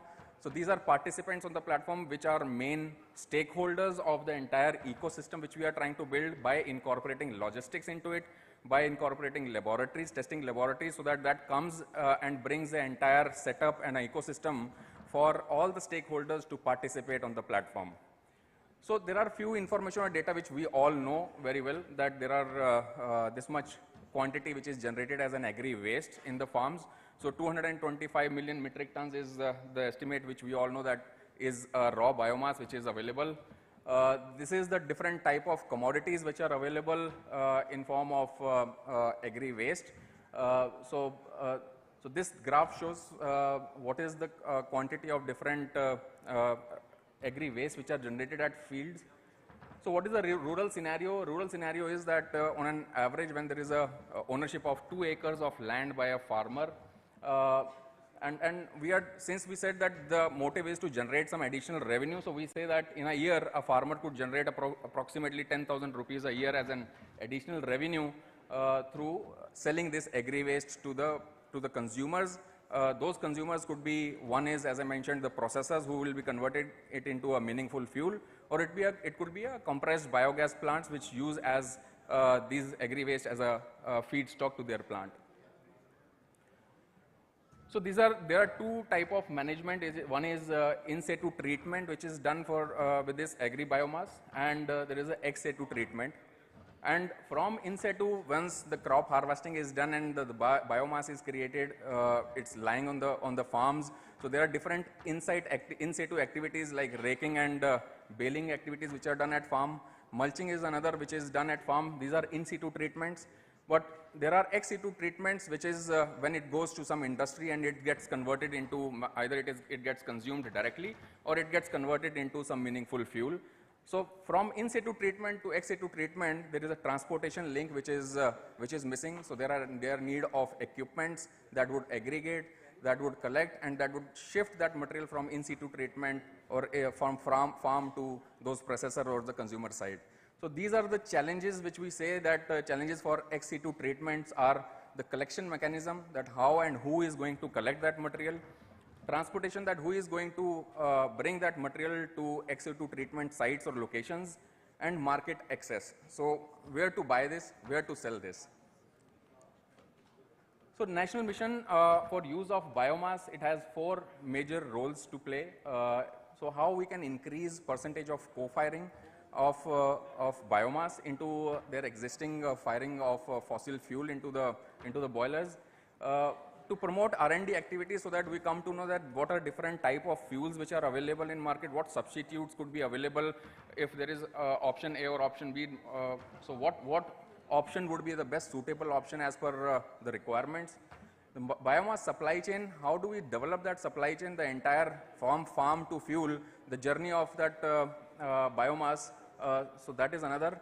And regulatory, of course, regulatory issues which will be related to how it has to be done, and we all know that what benefits we are going to get from this mission. So as a platform, we are dealing with all 3 forms of fuel, solid, liquid and gases. We also try to create a circular economy by bringing back the biofertilizers to the farmers. We are also working on to enriched fodder, which is in form of silage for animal feed. But as of now, it is more of solid biomass which is getting traded. So we are active in Maharashtra and Gujarat, wherein approximately 10,000 metric tons of biomass is getting traded onto the platform.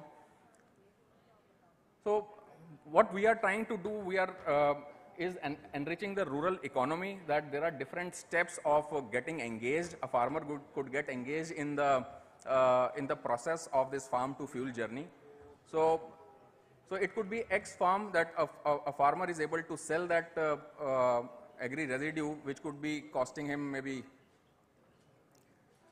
making that money, he is able to generate a revenue of approximately 1,500 rupees a ton. There are different value adds which could be possible from in the journey of this farm to fuel. So there could be a labor transportation which he is able to, if he is able to add to it, then he'll be able to generate more revenue up to 2,000. Storage, if there is a storage facility which is available, there are further enhancement in the revenue which could be generated. So similarly, conversion, margin plus transport, and so the value add could be 1,500 per ton, could be up to 5,500 rupees per ton for a farmer if he is able to enter into a value chain at that level. So it totally depends on an individual that at what level or entrepreneurs or a rural enterprise to enter into this value system, into this chain, so that he can generate more revenue for themselves. So typically a village with 1,500 acres of land under cultivation could generate additional economic activity of approximately 75 lakhs per year. So this has been over the envelope calculations which we did. So 1,500 acres land could generate that much revenue. So we can say that this is a way towards enriching the rural economy. The photograph, it shows that it's a briquette plant which is being run by females. So the entire plant is run by females. This is in Maharashtra. So they are into the value system of creating more revenue for themselves. So what does our platform do? Our platform is right from discovery of a buyer or a seller up to the payments. So this is end-to-end solution which a platform provides.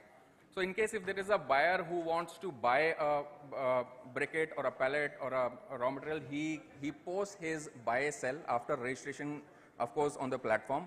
So he places a buy call, he places a buy trade onto the platform. So the sellers would approach to respond to those buys.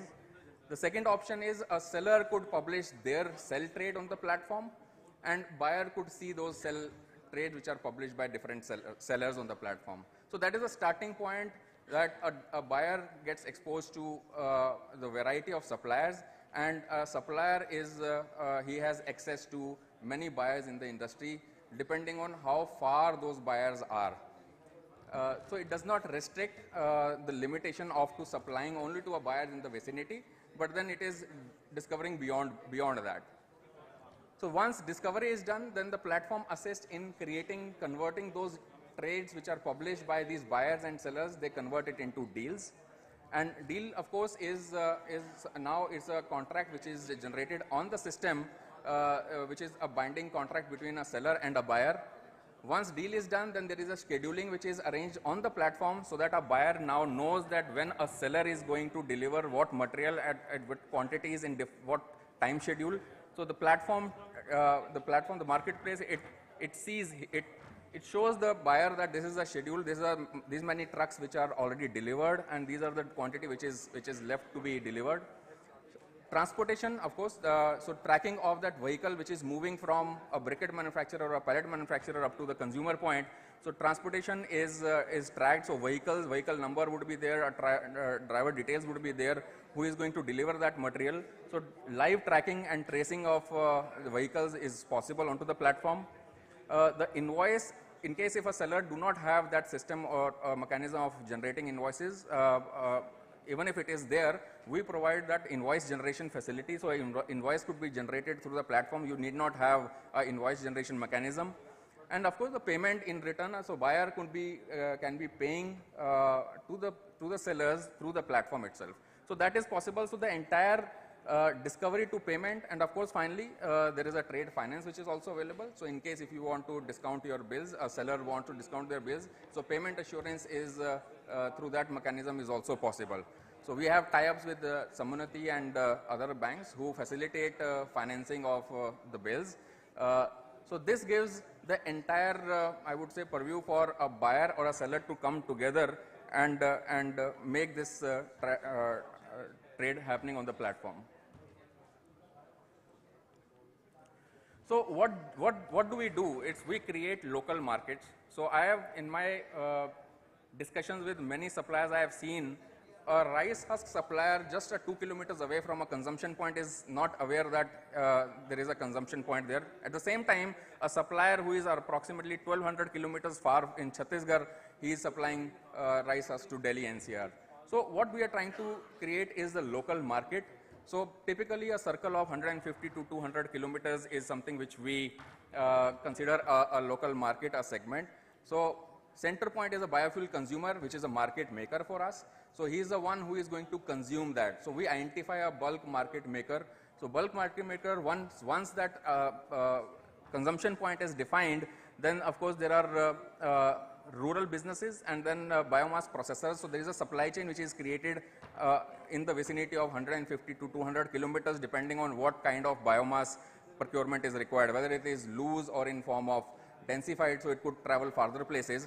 So typically a paddy straw could travel maybe not more than 50 kilometers because it becomes unviable then in case if it travels beyond 60 to 80 kilometers. So this is how a market maker is defined, and then we create a supply chain depending on what is the requirement of that customer, how much, what is the quality, what are the quantity parameters which are defined, what is the GCV, ash contents or moisture contents. So we develop supply chain of similar nature within that circle.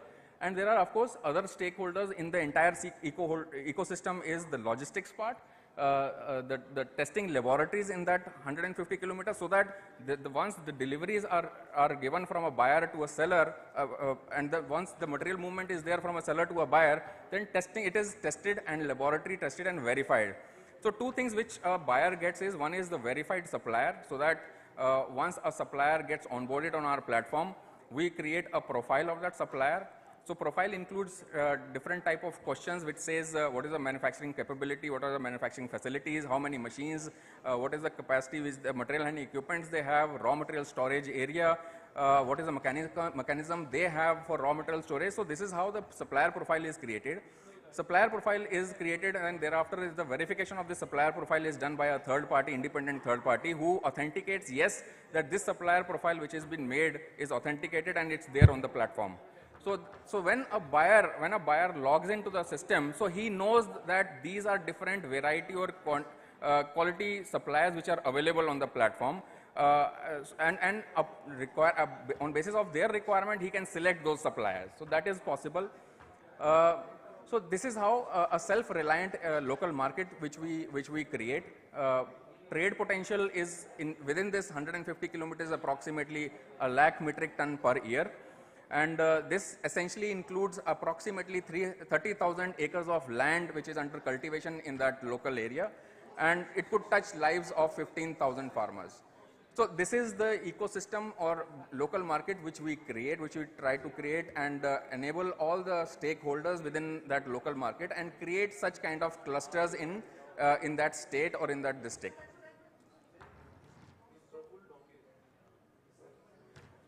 So there are, when we say that what are the options, revenue generation options for a rural enterprise or a person who is in the village side or rural side who may not be exposed to the revenue generation business models. So we teach them, we guide them that there are different ways of maybe generating revenue for them and get themselves self-employed. So one of that is aggregation of biomass. So aggregation of biomass, essentially we try to develop rural enterprises or rural entities or enterprises to come into aggregation of biomass from the farm, and so that they can aggregate, and then the benefits which we know is it's create employment and it eliminates burning of biofuel, bio-waste. So this is, we try to enable people in the rural side to get involved into such activities of aggregation of biomass is one. Then it comes to owning a small storage spaces. So once aggregation is done, so small storage spaces could be owned by different stakeholders, rural enterprises or entities who can have their own storage locations, wherein this biomass which is collected either in form of bales or in loose form, they store it in their premises. So this is option number 2, which is available for any rural entity to get themselves employed, engaged in this activity. The third is setting up a briquette or a pellet manufacturing plant. So for example, if there are, we are also working with the FPOs or other rural enterprises who not only connects farmers to that FPO for supplies of raw biomass to them, that is done through the platform, and then once that FPO who is acting as a reservoir of this biomass as a raw material for processors or as a raw material of feedstock to a compressed biogas unit, so they can even install a briquetting plant. So briquetting machine could be installed at FPO level, and they can value add, and then they can sell those briquettes and pellets onto the platform. So this generates a revenue for FPO, which is again a collective of farmers themselves. So there is a rural enterprise we are working with for a project with BIF and GIZ for aggregation of biomass from the rural side. And we've been able to successfully do it and accumulate and aggregate those raw biomass and bringing that from farms to the storage location. These are the farmers in action, some photographs which shows this is in an FPO in Katol in Maharashtra. So they are aggregating cotton stock for a briquette manufacturer. So briquette manufacturer gets assurance of supply of loose biomass for their consumption as a raw material throughout the year. So this is, so our endeavor is to generate rural jobs, rural enterprises, creating more enterprises, creating green energy environment and data-driven business for bioenergy. Just to give one figure about our platform, at the moment we have approximately 700 participants onto our platform. This consists of buyers and sellers. There are approximately 300 plus briquettes and pellet manufacturers who are onboarded with us. We are in process of doing supplier verifications for them and making them their profile more credible, so for buyers to understand them well onto the platform. Out of these approximately 300 briquette pellet manufacturers, we have just 20 pellet manufacturers at the moment. Just to tell you one more perspective or one more information is that we are working with one of the large PSUs for aggregation of pellets, for sourcing of pellets for their procurement. So soon we are working on a pilot project for that company. So we are in touch with many pellet manufacturers who want to come on board with us, and then we represent all these pellet manufacturers on a single platform, directly on an online digital platform in front of the buyer. So the decisions which might take longer could be done, or price discovery could be done in a process which is an auction process available on the platform, on our platform. So then L1 price discovery or the market price discovery is possible. So it may be right that what is the price, what should be the price of a pellet, but then discovery of price while you are conducting an auction onto a platform, you as a buyer would be able to identify that what is the actual market price which is currently, there. So we also undertake short-term spot buying and selling, and it is also a combination of short-term plus long-term contracts, which could be generated on the platform with the scheduled base deliveries throughout that season, or maybe a year contract. Or so we are working with in private sector. We are working with many companies to source briquettes and pellets for their consumption for their boiler firing, as well as in other industries like compressed biogas feedstock for a compressed biogas plant. So, this is all from my side. If there is any question, please let me know. We have a stall also outside. So once in a break, please visit our stall. We'll be happy to answer or address your queries there also. In case you have any question, please ask.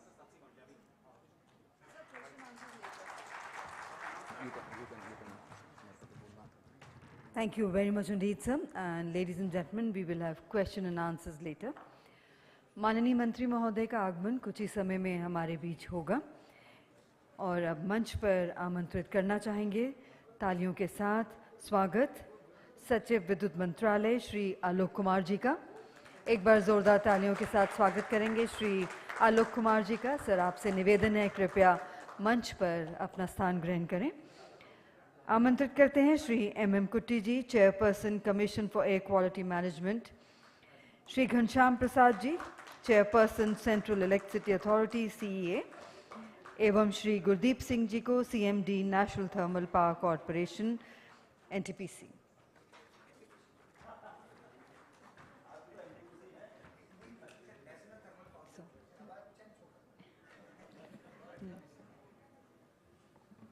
और इसी के साथ अब हम स्वागत करने जा रहे हैं उद्घाटन सत्र का। आप सभी से निवेदन है कृपया अपने स्थान ग्रहण करें।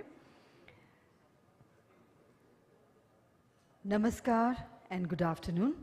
श्री आलोक कुमार जी, सेक्रेटरी पावर, मंच पर आसीन वरिष्ठ अधिकारीगण, विशिष्ट अतिथिगण, विभिन्न मंत्रालयों से उपस्थित विनियामक संगठन, वित्तीय संस्थानों से वरिष्ठ अधिकारीगण, पैलेट निर्माताओं, उद्यमियों, मूल उपकरण निर्माताओं, किसानों एवं संगठनों के प्रतिनिधि, प्रेस एवं मीडिया के सदस्य, देवियों और सज्जनों, समर्थ मिशन एवं राष्ट्रीय विद्युत प्रशिक्षण संस्थान NPTI द्वारा विद्युत मंत्रालय भारत सरकार के सहयोग से आज़ादी का अमृत महोत्सव एवं G20 की अध्यक्षता के तहत आयोजित 3P सम्मेलन पैलेट से पावर से समृद्धि के उद्घाटन सत्र में आप सबका हार्दिक स्वागत है।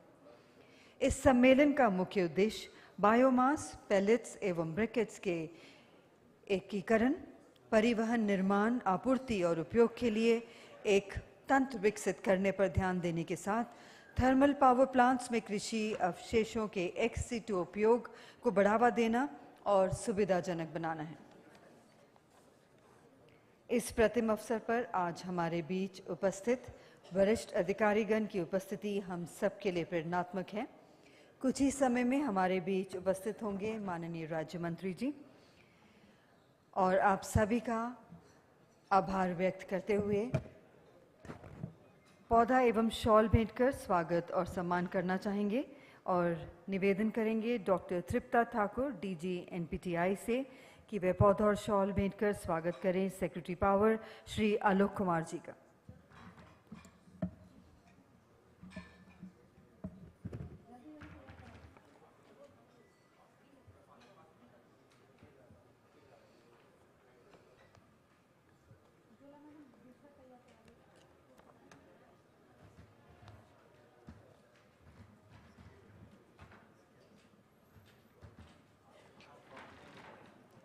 हार्दिक स्वागत। निवेदन है श्री सुदीप नाग, मिशन डायरेक्टर से कि वे पौधा और शॉल भेंट कर स्वागत करें श्री MM कुट्टी जी का, chairperson commission for air quality management CAQM।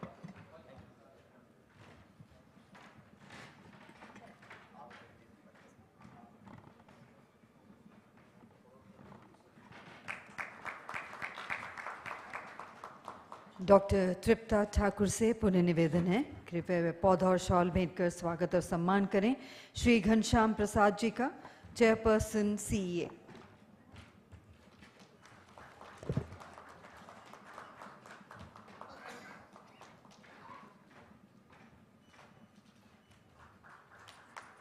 एवं श्री सुदीप नाग जी से पुनः निवेदन है कि वह स्वागत और सम्मानित करें श्री गुरदीप सिंह सीएमडी एनटीपीसी का।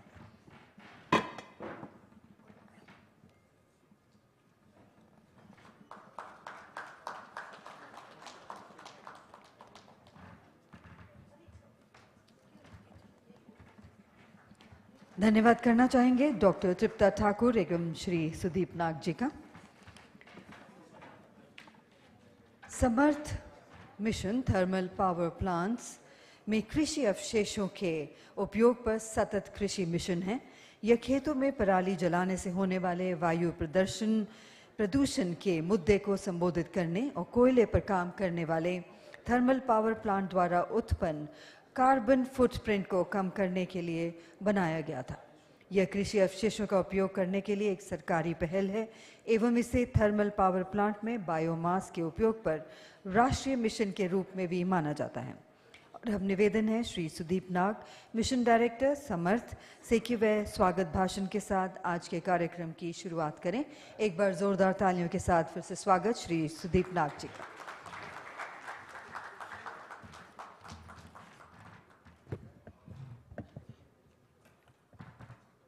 नमस्कार, आप सभी को सादर नमस्कार।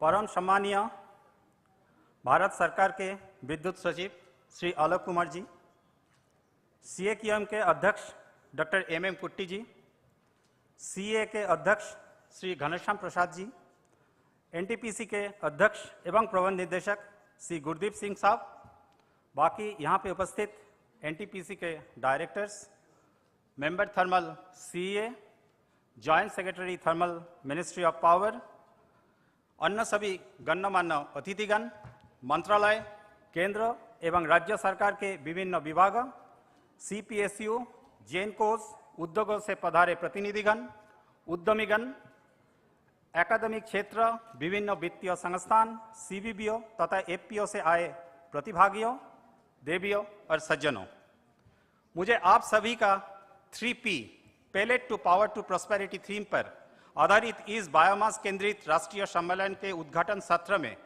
स्वागत करते हुए हार्दिक हर्ष एवं गौरव की अनुभूति हो रही है। आज देश विद्युत उत्पादन क्षेत्र में एक सकारात्मक परिवर्तन के दौर से गुजर रहा है ताकि विद्युत ऊर्जा को हरित और सतत बनाया जा सके। हमारे देश माननीय प्रधानमंत्री श्री नरेंद्र मोदी जी द्वारा ऊर्जा ट्रांजिशन एवं जलवायु मिटिगेशन हेतु बनाए गए पंचामृत की दिशा से पूरी मजबूती का साथ आगे बढ़ रहा है ताकि 2070 तक हम नेट जीरो की लक्ष्य प्राप्त कर सके एवं 2030 तक 500 गीगावाट की रिन्यूएबल एनर्जी की क्षमता अर्जित करने की टारगेट तक पहुंचे। Solar, wind, hydro power, hydrogen आदि रिन्यूएबल ऊर्जा क्षमता विस्तार के साथ साथ कोयला आधारित विद्युत संयंत्र में बायोमास को फायरिंग ऊर्जा ट्रांजिशन की दिशा में एक महत्वपूर्ण पहल है। इससे हमारे किसानों और छोटे उद्यमियों की आय में तो वृद्धि होगी ही, ये भारत की आत्मनिर्भर बनने की तरफ एक महत्वपूर्ण कदम साबित होगा। भारत सरकार के विद्युत मंत्रालय में 12 जुलाई 2021 को कोयला आधारित विद्युत संयंत्र में बायोमास के उपयोग की राष्ट्रीय मिशन स्थापना किया है। इस मिशन को समर्थ नाम दिया गया है। तभी से विद्युत मंत्रालय के मार्गदर्शन से और CA, BW, NTPC, CPRI, BHEL, DVC और एनपीटीआई जैसे संस्थानों के सहयोग से इस उद्देश्य को प्राप्त करने की दिशा में महत्वपूर्ण एवं सार्थक काम हुआ है। अभी तक हुए प्रमुख कार्यों में विद्युत मंत्रालय द्वारा रिवाइज्ड बायोमास पॉलिसी एवं स्टैंडर्ड बिडिंग डॉक्यूमेंट जारी किया गया है। देश के 17 राज्यों में जहां पे पावर प्लांट है, हितधारकों के लिए 40 ट्रेनिंग वर्कशॉप की आयोजन किया गया है। इस व्यावसायिक कार्यों को सरल एवं सुगम बनाने का क्रम में जेम पोर्टल में बायोमास प्रोक्योरमेंट का प्रावधान किया गया है। नेशनल सिंगल विंडो स्कीम के माध्यम से पेलेट संयंत्र का क्लियरेंस अंतिम चरण में है।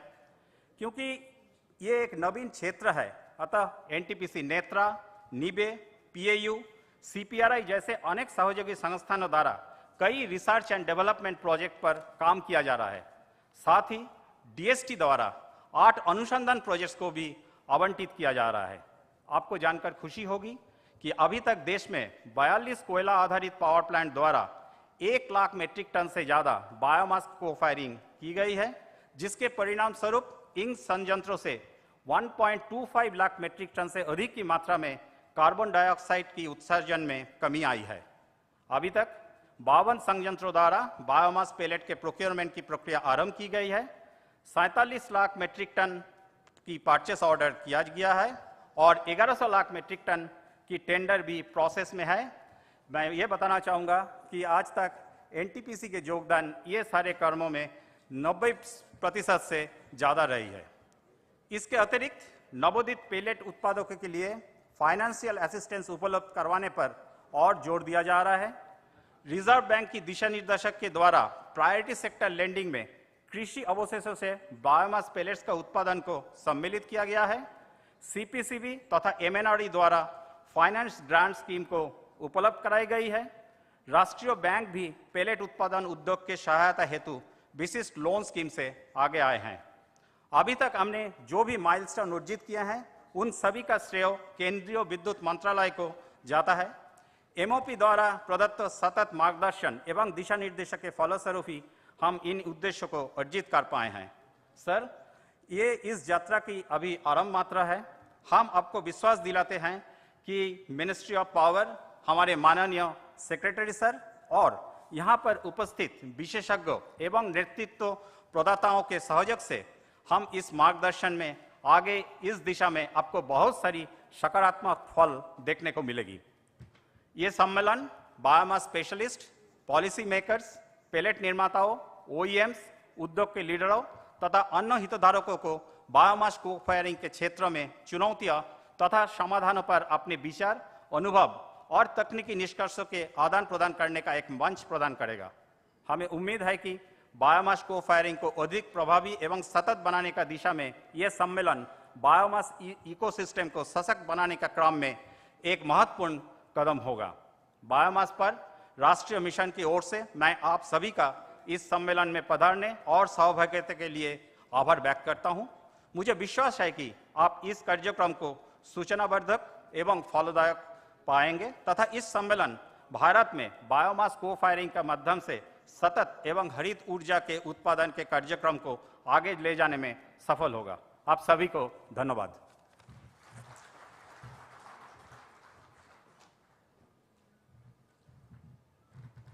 स्वागत भाषण के लिए हार्दिक धन्यवाद। मंचासीन विशिष्ट अतिथि श्री गुरदीप सिंह ने फरवरी 2016 में अध्यक्ष और प्रबंध निदेशक एनटीपीसी के रूप में पदभार संभाला। पावर सेक्टर में उनका लगभग 3 दशक का शानदार करियर रहा है। उनके पास विद्युत उत्पादन के सभी पहलुओं का व्यापक अनुभव है। उनका दृढ़ विश्वास है कि प्रदर्शन में सुधार की कुंजी कर्मचारी सशक्तिकरण, उनकी क्षमता वृद्धि और प्रक्रिया अनुकूलन है। उन्होंने एनटीपीसी के विकास को बनाए रखने और एक अग्रणी ग्लोबल पावर कंपनी के रूप में एनटीपीसी की स्थिति को बनाए रखने के लिए आवश्यक सांस्कृतिक परिवर्तन लाने के लिए विभिन्न पहल शुरू की हैं। और अब निवेदन है श्री गुरदीप सिंह जी, अध्यक्ष और प्रबंध निदेशक एनटीपीसी से, कि वह सभा को संबोधित करते हुए कुछ शब्द कहें और जोरदार तालियों के साथ स्वागत श्री गुरदीप सिंह जी का।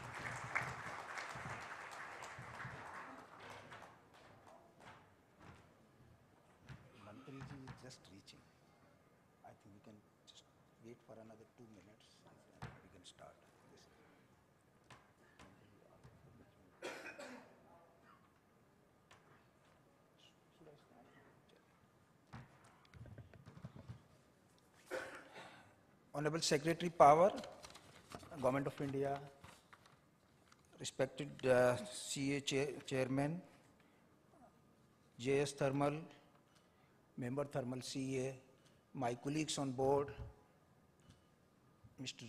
Bhattacharya, Mr. Ramesh, Mr. Vivek Gupta ji, all stakeholders present here.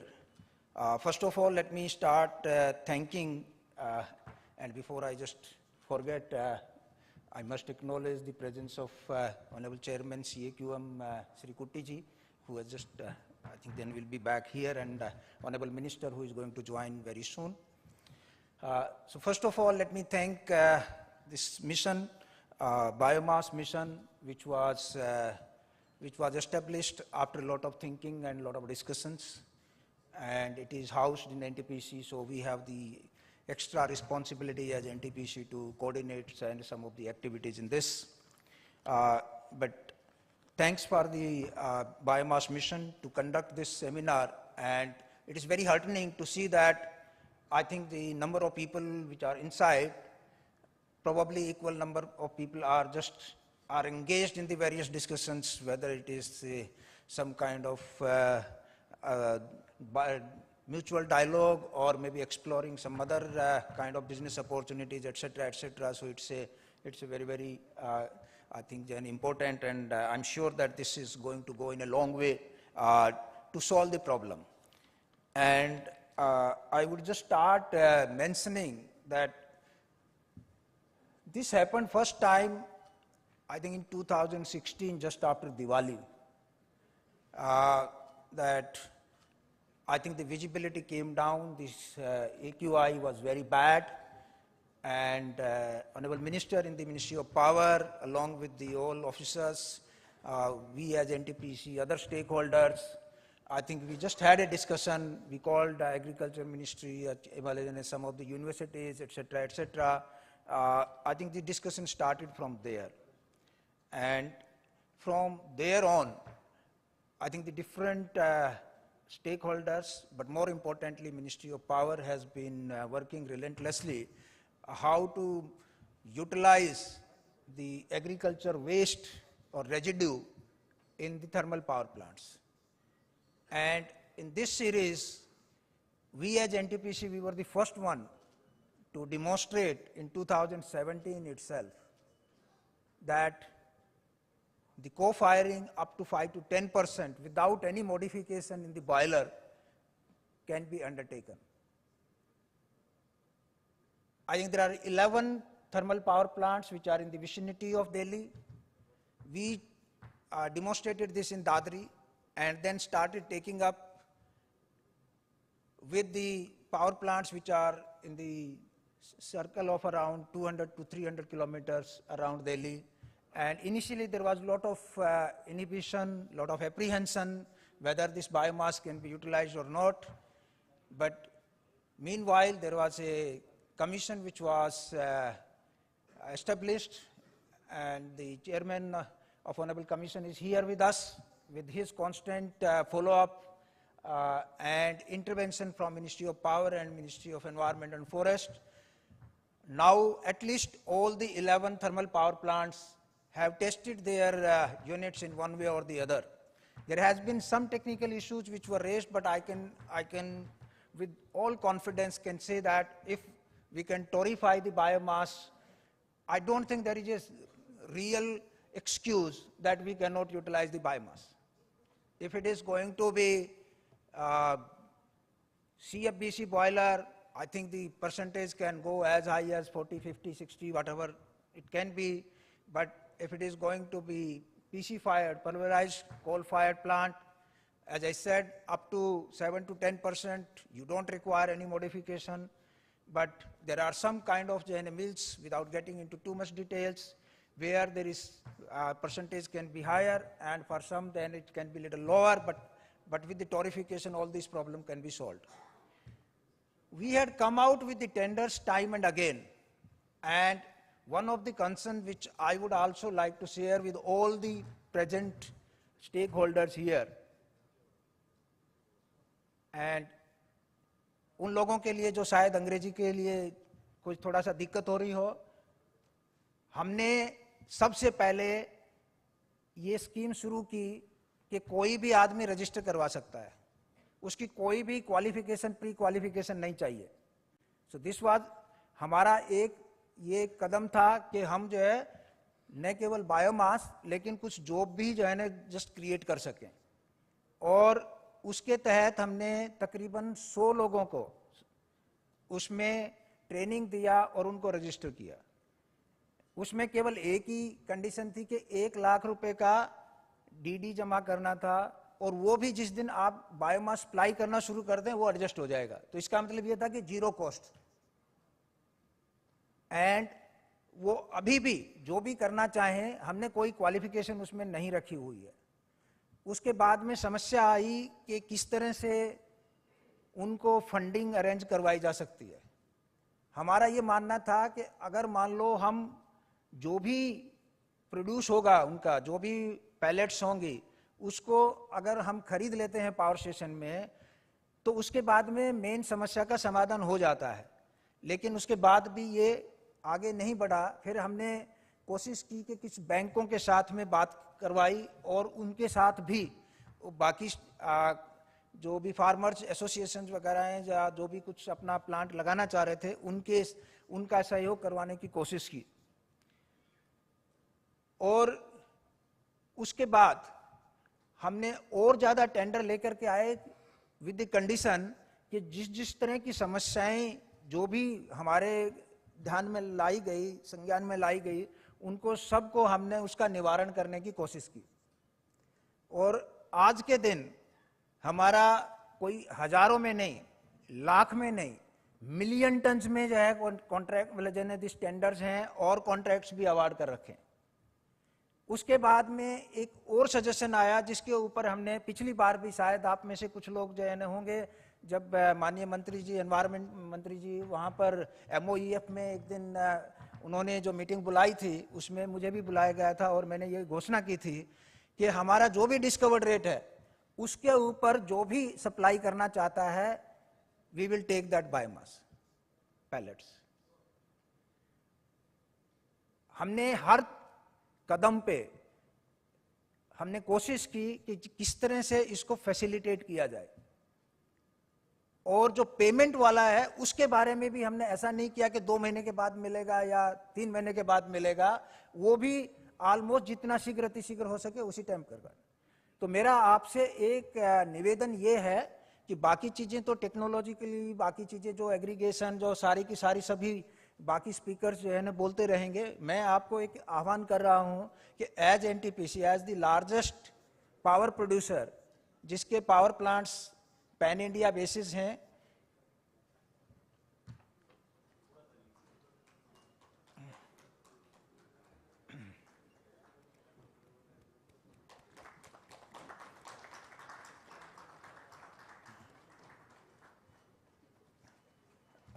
नमस्कार सर, आपकी इजाजत से मैं थोड़ा सा कंटिन्यू सर। तो हम सभी स्वागत करें माननीय मंत्री जी का पधारने पे।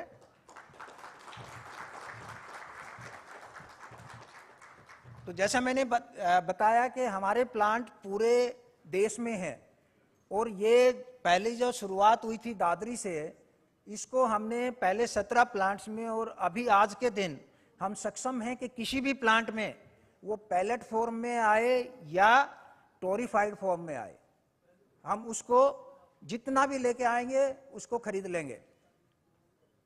तो ये अगर किसी के पास कोई शंका है कि शायद कोई खरीदार नहीं है, ये शायद ठीक नहीं है।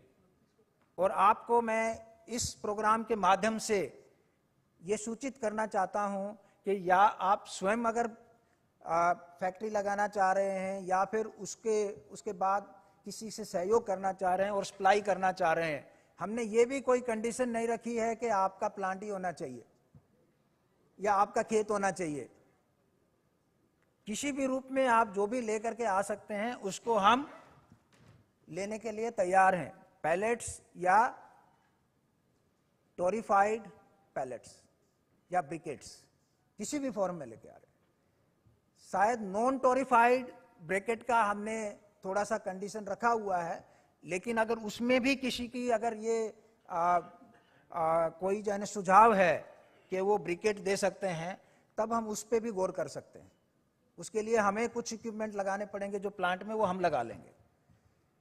उसके बाद में जब ये ऑनरेबल कमीशन की तरफ से, CAQM की तरफ से सजेशन आया और विद्युत मंत्रालय में भी ये डिस्कशन हुआ कि ये क्यों नहीं आ रहा है, उसके बाद हमने एक और पहल की जो कि थी कि हम इन्वेस्ट कर देते हैं पैलेट प्लांट बनाने के लिए और टोरिफिकेशन प्लांट बनाने के लिए। Specially to start with Punjab and Haryana. मैंने व्यक्तिगत रूप से दोनों चीफ सेक्रेटरी, 3 चीफ सेक्रेटरी बल्कि जो है ना यूपी आल्सो, उन सबको पत्र लिखा कि आप हमें केवल ज़मीन मुहैया करवा दीजिए, हम इन्वेस्टमेंट कर देंगे और उसके बाद में कोई भी आदमी उसको शायद कॉन्ट्रैक्ट आउट कर देंगे कि जो भी अपना रो बायोमास लेके आएगा उसको पैलेट में कन्वर्ट कर देगा या टोरिफिकेशन वाला प्लांट है उसमें टोरिफाइड कर देगा, उसको हम खरीद लेंगे।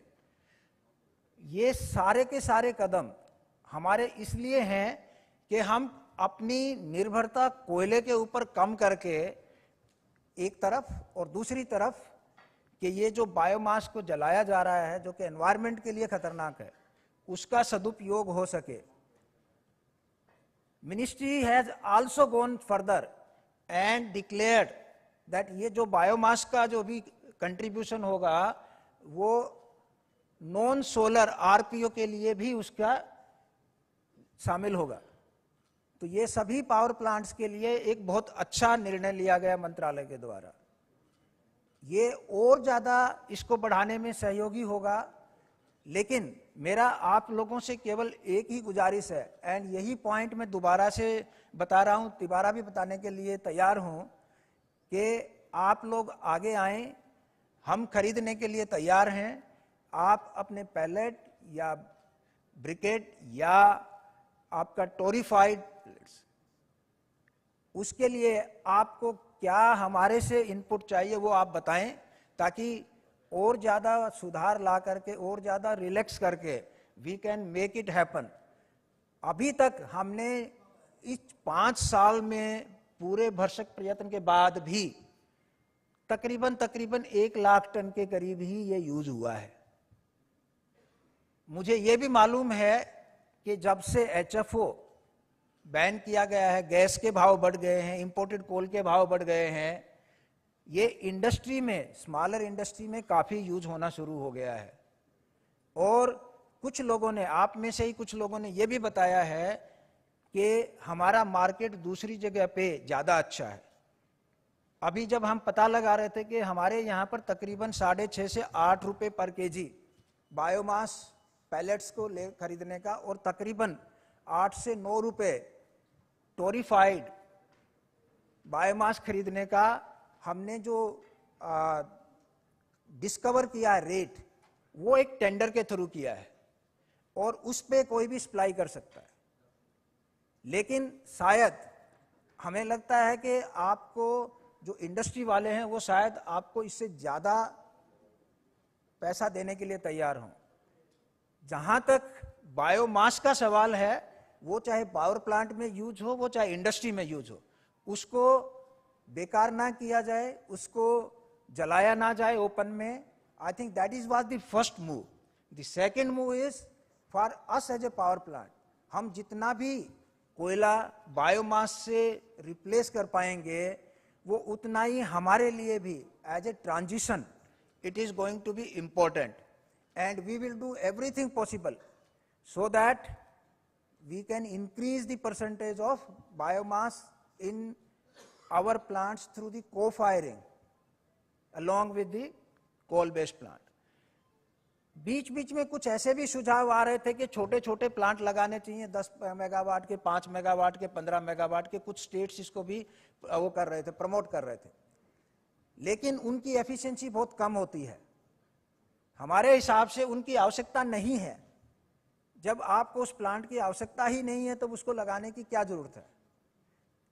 जब ऑलरेडी एग्जिस्टिंग प्रोविजंस हैं तो उसकी तरफ जाने की आवश्यकता नहीं है, उसमें टाइम लगेगा, उसमें काफ़ी जो है ना इन्वेस्टमेंट लगेगी। तो मैं फिर दोबारा से ये बता रहा हूँ कि आप please come forward, this is the excellent opportunity to become entrepreneur. And जो PPP वाला जो बताया, उसके द्वारा आप लोग सभी न केवल अन्नदाता बल्कि ऊर्जादाता भी बन करके हमारा भी सहयोग कर सकते हैं और आप अपना भी फायदा करवा सकते हैं।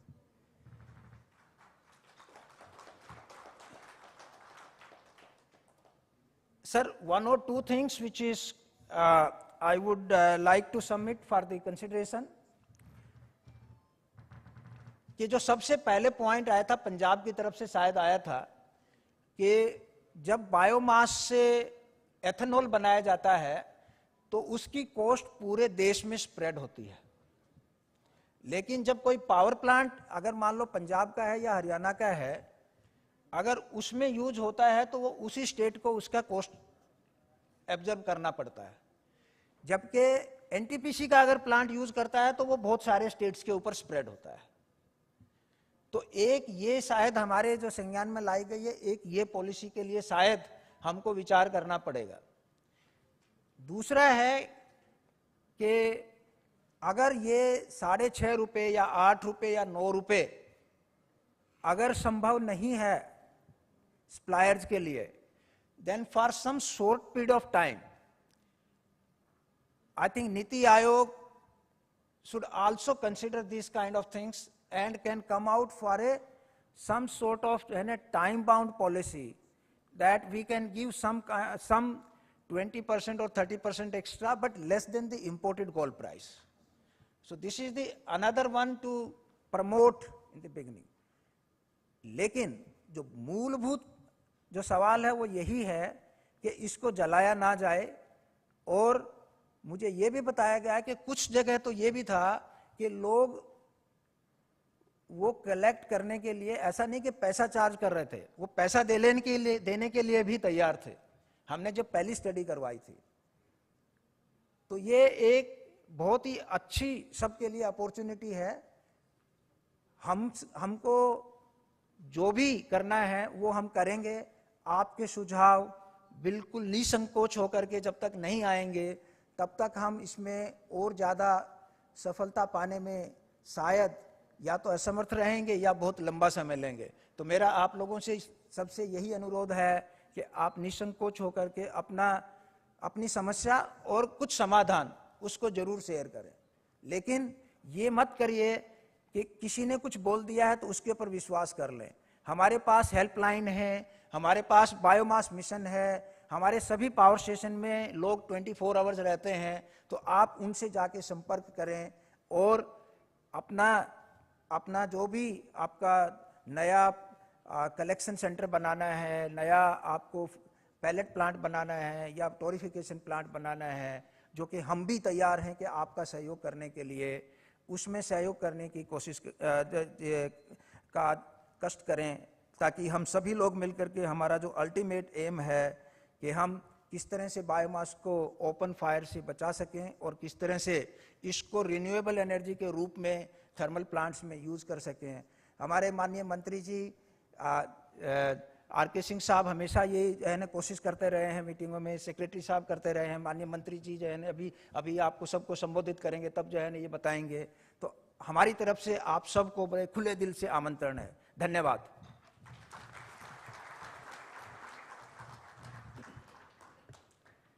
हार्दिक धन्यवाद। और हमारे बीच उपस्थित हैं माननीय मुख्य अतिथि श्री कृष्ण पाल जी, माननीय राज्य मंत्री विद्युत एवं भारी उद्योग मंत्रालय भारत सरकार। और निवेदन करना चाहेंगे डॉक्टर तृप्ता ठाकुर डीजी एनपीटीआई एवं श्री सुदीप नाग मिशन डायरेक्टर से कि वे पौधा और शॉल भेंट कर स्वागत और सम्मानित करें हमारे माननीय मुख्य अतिथि श्री कृष्ण पाल जी का। एक बार जोरदार तालियों के साथ स्वागत।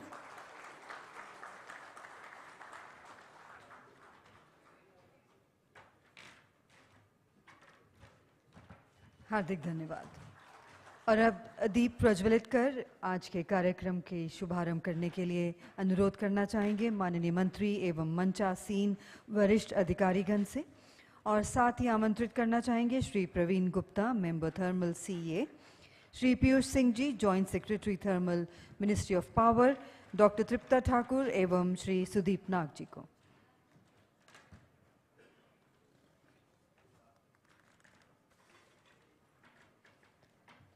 और एक बार फिर जोरदार तालियां इस पारंपरिक शुरुआत के लिए आज के इस सम्मेलन की माननीय मंत्री महोदय द्वारा।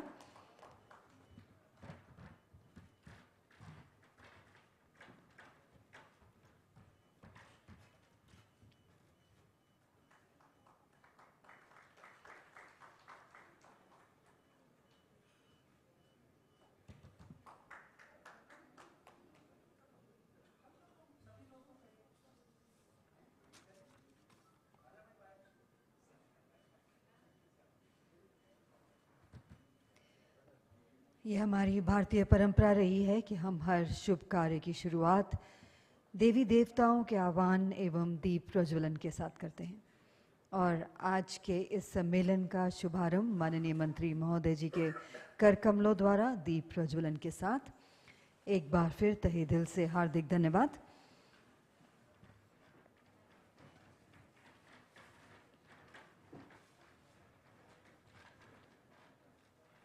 और मंचासीन है हमारे विशिष्ट अतिथि श्री घनश्याम प्रसाद जी, जो वर्तमान में जुलाई 2022 से भारत सरकार केंद्रीय विद्युत प्राधिकरण विद्युत मंत्रालय के अध्यक्ष और सचिव के पद पर हैं।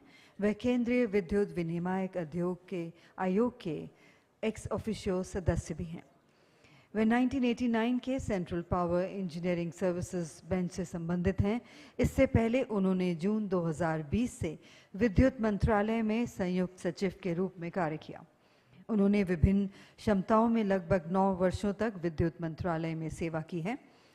उन्हें power grid corporation of India limited (PGCIL), power system operation corporation limited (POSOCO) के सरकारी नामित निदेशक के रूप में एवं जम्मू और कश्मीर राज्य विद्युत विकास निगम लिमिटेड में कार्य करने का कॉरपोरेट अनुभव भी है। वर्तमान में वह nuclear power corporation of India limited के बोर्ड में निदेशक हैं। और अब निवेदन है श्री घनश्याम प्रसाद जी, अध्यक्ष CEA से वे सभा को संबोधित करते हुए कुछ शब्द कहें और जोरदार तालियों के साथ स्वागत श्री घनश्याम प्रसाद जी।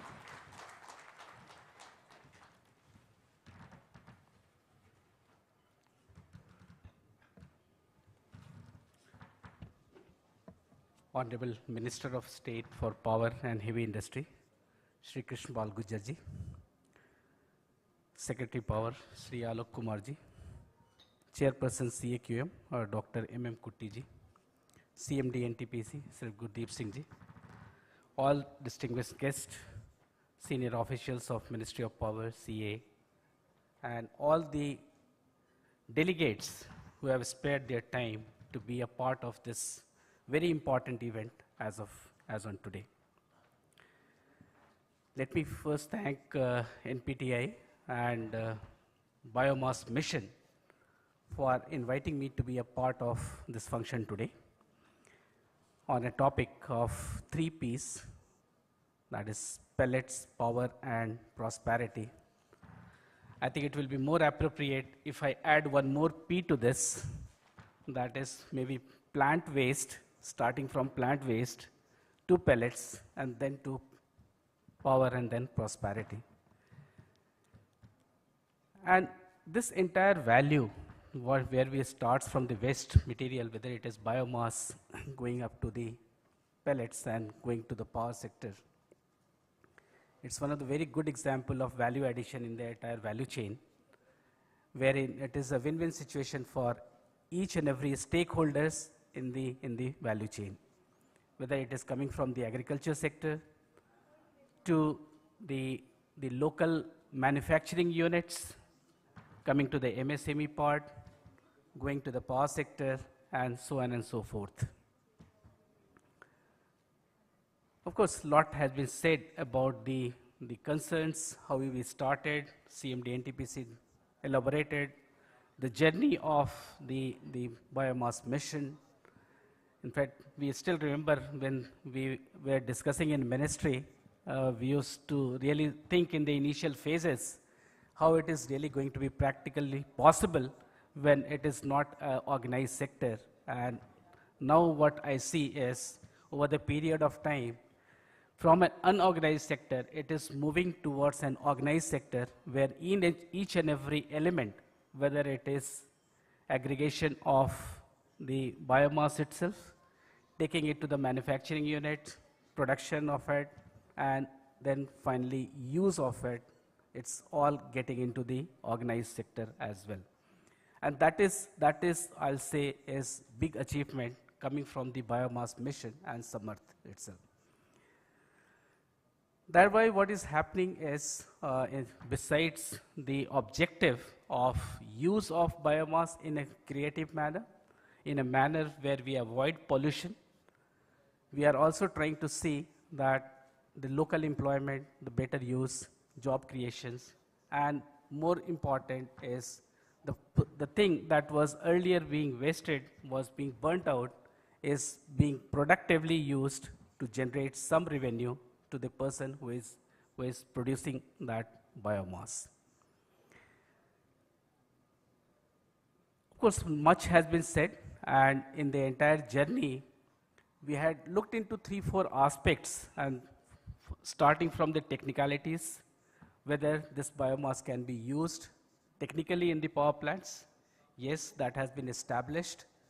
Standards, guidelines, bidding documents, etc., whatever was required to be done in this particular aspect technically has been made available, and it is progressing well. So it will be a continuous process, and CA had been helping in making these standards, these guidelines, these bidding documents, etc., and will continue to do that based on the feedbacks that we keep on getting from different stakeholders. So far also, we had been supporting in issuing, whether it was advisory to the thermal power plants, how much to blend, how much not to blend, what is going to be the optimal use, etc., and in terms of its modeling and doing all its parameters. Besides this, the technicalities, the issue also started coming about the finances, which CMD NTPC did mention about the collaborations that the financial institutions were roped in. And even at present, there are schemes now which the bankers have started, whether it is SBI, I think, has already given biofuel schemes. There are other national bankers who has put a special financial schemes to fund these kind of a biomass initiatives of Government of India. Even though the utilization of pellets have been quite meager, it is still running in lakhs, but the journey, what we have envisaged, what is being targeted is in millions, and there is a huge potential. And what we see as a potential is going to be roughly of the order of around 30 to 40 million tons of coal. I mean, it will be replacing that kind of capacity of coal per year. It's a huge thing, because all of us are aware that these days we are also facing coal shortages, particularly from the domestic side, wherein our requirement is much higher. And if this kind of an activities really goes on, it's not only going to help it greening the coal-based generation, but at the same time supplementing the supply of coal going forward. Sir, it's really an opportunity for establishment of new biomass pellets manufacturing units. Before the start of this inaugural session, I had an opportunity of visiting these stalls, and it was wonderful to see the enthusiasm that is inbuilt into the manufacturers, the person who is trying to get into this particular business, their ideas, their innovations. It's really worth praising, and I see many more in this area who will be coming and trying to contribute in this particular sector. So 2-3 suggestions has also come in that, and I have already shared those suggestions with Biomass Mission. I'll not elaborate those suggestions here, but they seems to be worth considering, and probably that is going to help in reducing even the cost of power generation and utilization of the residuals of biomass. What is more important as the training program and the workshop today itself is the motto, that's the awareness and the training programs, and which is duly being handled by NPTI and others and the Biomass Mission. I think these programs needs to be more elaborate and more focused to the audience which requires this most. And to my understanding, I think next step should be that we move towards the rural areas where it is actually required to be shown, showcased, so that it can be replicated in a more easier manner. Because what I could see is, even wherever it has started in the major places, whether it is Mohali or some place in the Maharashtra area, etc. But what is more required, if we really want to reach to a scale which is being targeted, I think we need to go towards the rural areas and propagate it more to these things. With that, let me say it's a good initiative, and and having a huge amount of potentials, and I see major stakeholders who are coming forward, whether it is coming from the manufacturer side or the power plant and the mission, which is going to take care of it in terms of technicalities and others. And I wish the conference to be a success. Thank you.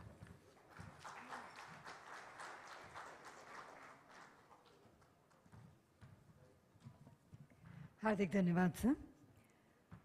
हमारे आज के विशिष्ट अतिथि doctor M कुट्टी वर्तमान में NCR और आसपास के क्षेत्रों में वायु गुणवत्ता प्रबंधन आयोग के अध्यक्ष हैं। उन्होंने लगभग 35 वर्षों तक भारतीय प्रशासनिक सेवा में सेवा की और पेट्रोलियम और प्राकृतिक गैस मंत्रालय में भारत सरकार के सचिव के रूप में सेवा करने के पश्चात 2020 में सरकार से सेवानिवृत्त हुए। उन्होंने पर्यावरण, वन और जलवायु परिवर्तन, शहरी विकास, वित्त और पेट्रोलियम और प्राकृतिक गैस मंत्रालयों, भारत सरकार सहित केंद्र सरकार, राज्य सरकार और केंद्र शासित प्रदेश प्रशासनों में महत्वपूर्ण पदों पर कार्य किया है। उन्होंने दिल्ली सरकार में मुख्य सचिव, भारतीय वन प्रबंधन संस्थान के बोर्ड ऑफ गवर्नर्स के सदस्य और राष्ट्रीय जैव विविधता प्राधिकरण के सदस्य के रूप में भी कार्य किया। आपके पास अंतर्राष्ट्रीय स्तर का व्यापक अनुभव है। ICCM 5 के लिए एशिया प्रशांत क्षेत्र के ब्यूरो सदस्य और उपाध्यक्ष के रूप में कार्य करने के पश्चात अंतर्राष्ट्रीय रसायन प्रबंधन के लिए रणनीतिक दृष्टिकोण, एशियाई बुनियादी ढांचा निवेश बैंक, बीजिंग के बोर्ड में निदेशक, न्यू डेवलपमेंट बैंक शंघाई के बोर्ड में निदेशक और ग्रीन क्लाइमेट फंड सोंगडो दक्षिण कोरिया बोर्ड में सदस्य भी रह चुके हैं। और अब आमंत्रित करना चाहेंगे डॉक्टर एम कुट्टी, अध्यक्ष CAQM से, कि वह सभा को संबोधित करें।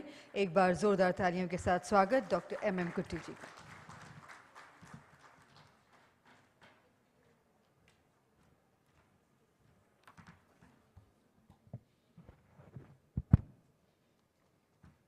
Honorable Minister of State for Power and Heavy Industries, Shri Kishan Pal ji, Shri Alok Kumar, Secretary, Ministry of Power, CEA Chairperson Shri Ghanshyam, CMD NTPC Gurdeep Singh, invitees and participants, ladies and gentlemen. At the outset, I must say, this National Conference on Exit Utilization of Agro-Residue in Thermal Power Plants being organized by the National Biomass Mission under the aegis of Ministries of Power is not only very contextual, but also important for sustainable utilization of paddy straw in NCR and adjoining areas. I am happy to attend this conference in view of the positive impact that the conference is likely to have in our efforts to control air pollution in NCR and adjoining areas. It is genuinely hoped that with the participation of large number of stakeholders, the conference will be meaningful, purposeful, productive, and result-oriented. I would also like to highlight that the Commission, since its inception, has taken a series of steps with the aim of combating air pollution in Delhi and NCR. As part of that, and to promote use of paddy straw as fuel, the Commission has been playing a key role. Statutory directions were issued as early as September 2021 to thermal power plants to start co-firing. The Commission has held a large number of meetings with 11 thermal power plants located within a 300-kilometer radius of Delhi, that is in NCR and surrounding areas. The progress of biomass co-firing is closely being monitored by the Commission as well as the Ministry of Power. The Commission had held a 2-day workshop on stubble management in Gurugram on 7th and 8th of March 2022 last year, wherein exit utilization were discussed in detail. I had also participated in one-day conference held by NTPC in Chandigarh last year on the same matter, that is exit utilization with the focus on pellets. The Commission has recently held a detailed workshop on Parali Ekpunji in Chandigarh on 20th of February 2023. This conference was attended by various stakeholders as well as Honorable Minister of Environment, Forest and Climate Change, Honorable Chief Minister of Haryana and Honorable Chief Minister of Punjab. In all these conferences, stubble management in general and exit utilization of paddy straw in pellet form was extensively deliberated. Extensive awareness and capacity building programs have been conducted in the last two years or so for development of biomass ecosystem for sustaining year-round supply of biomass pellets. Among the various exitive management options, biomass in pelletized form offers immense potential. Biomass pellets as a fuel can be used in many industries, industrial boilers, brick kilns, as well as in thermal power plants. In the process, offers opportunity for industrialists, entrepreneurs, and farmers to set up pelletization plants. But in spite of all this, if you see the statistics, very painful. For the last 13-month period, from 1st January 2022 to 31st January 2023, 13 months, the total amount of biomass co-fired is just 6,772 metric tons. Out of this, 6,373 metric tons were co-fired only by 3 plants, 2 NTPC plants and 1 Ardhuaganj TPS, and these 3 plants co-fired 94% of co-firing that has taken place in the 11 thermal power plants. It clearly says the remaining 8 thermal power plants has not done much to effect co-fire. May I also inform you, at a planned load factor of 60%, 15 lakh metric ton of pellets can be co-fired at 5% co-firing in 11 thermal plants every year. As of that, what is co-fired in 1 year is just around 6,700 metric tons. In spite of tremendous opportunities offered, most of the thermal power plants continue to give excuses for not co-firing instead of tapping the opportunity and delivering results. For further promoting biomass co-firing, a multi-pronged approach needs to be adopted. The key area that requires attention is procurement actions for sufficient quantities of biomass pellets by all NCR TPPs, including captive TPPs. The tendering process has to be hastened to cover large quantities, and purchase orders have to be placed without further delay. The TPPs should not take shelter under the cover of failure of tenders, and in that case, they should set up their own pellet plants. There are reports that pellets are not being procured from private entrepreneurs who have set up pellet power plants pursuant to consultation with the TPPs. Considering the poor performance of thermal power plants in this regard, the central government has recently published a draft notification to impose environmental compensation on power plants not complying with the mandate of co-firing. Once this law comes in statutory book, then the thermal power plants will be asked to pay if there is any lapse in their conduct. Considering the adequate availability of biomass in NCR and adjoining states, TPPs, including captive thermal power plants, need to actively support and promote co-firing. This support must focus inter alia on developing an ecosystem for aggregation, transportation, manufacture, supply, and use of biomass pellets, including torrefied pellets. National Thermal Power Corporation has been making initiative towards biomass co-firing and installation of pellet manufacturing plants. I expect all the other power stations in and around NCR, total 11, to earnestly push such initiatives and contribute actively towards pollution-free environment. Biomass co-firing also offers tremendous potential in contributing towards green energy transition. To conclude, various stakeholders and certainly the thermal power plants should become active contributors towards air pollution control efforts, green energy transition, as well as achieve sustainable development goals by co-firing pellets as mandated. Thank you.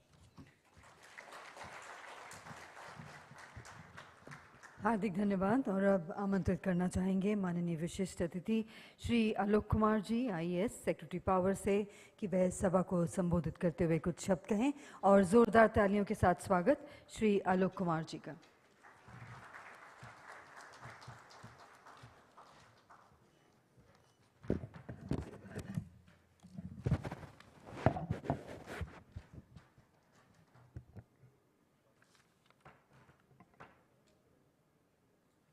आज के इस राष्ट्रीय कार्यशाला के मुख्य अतिथि श्री कृष्णपाल जी, हमारे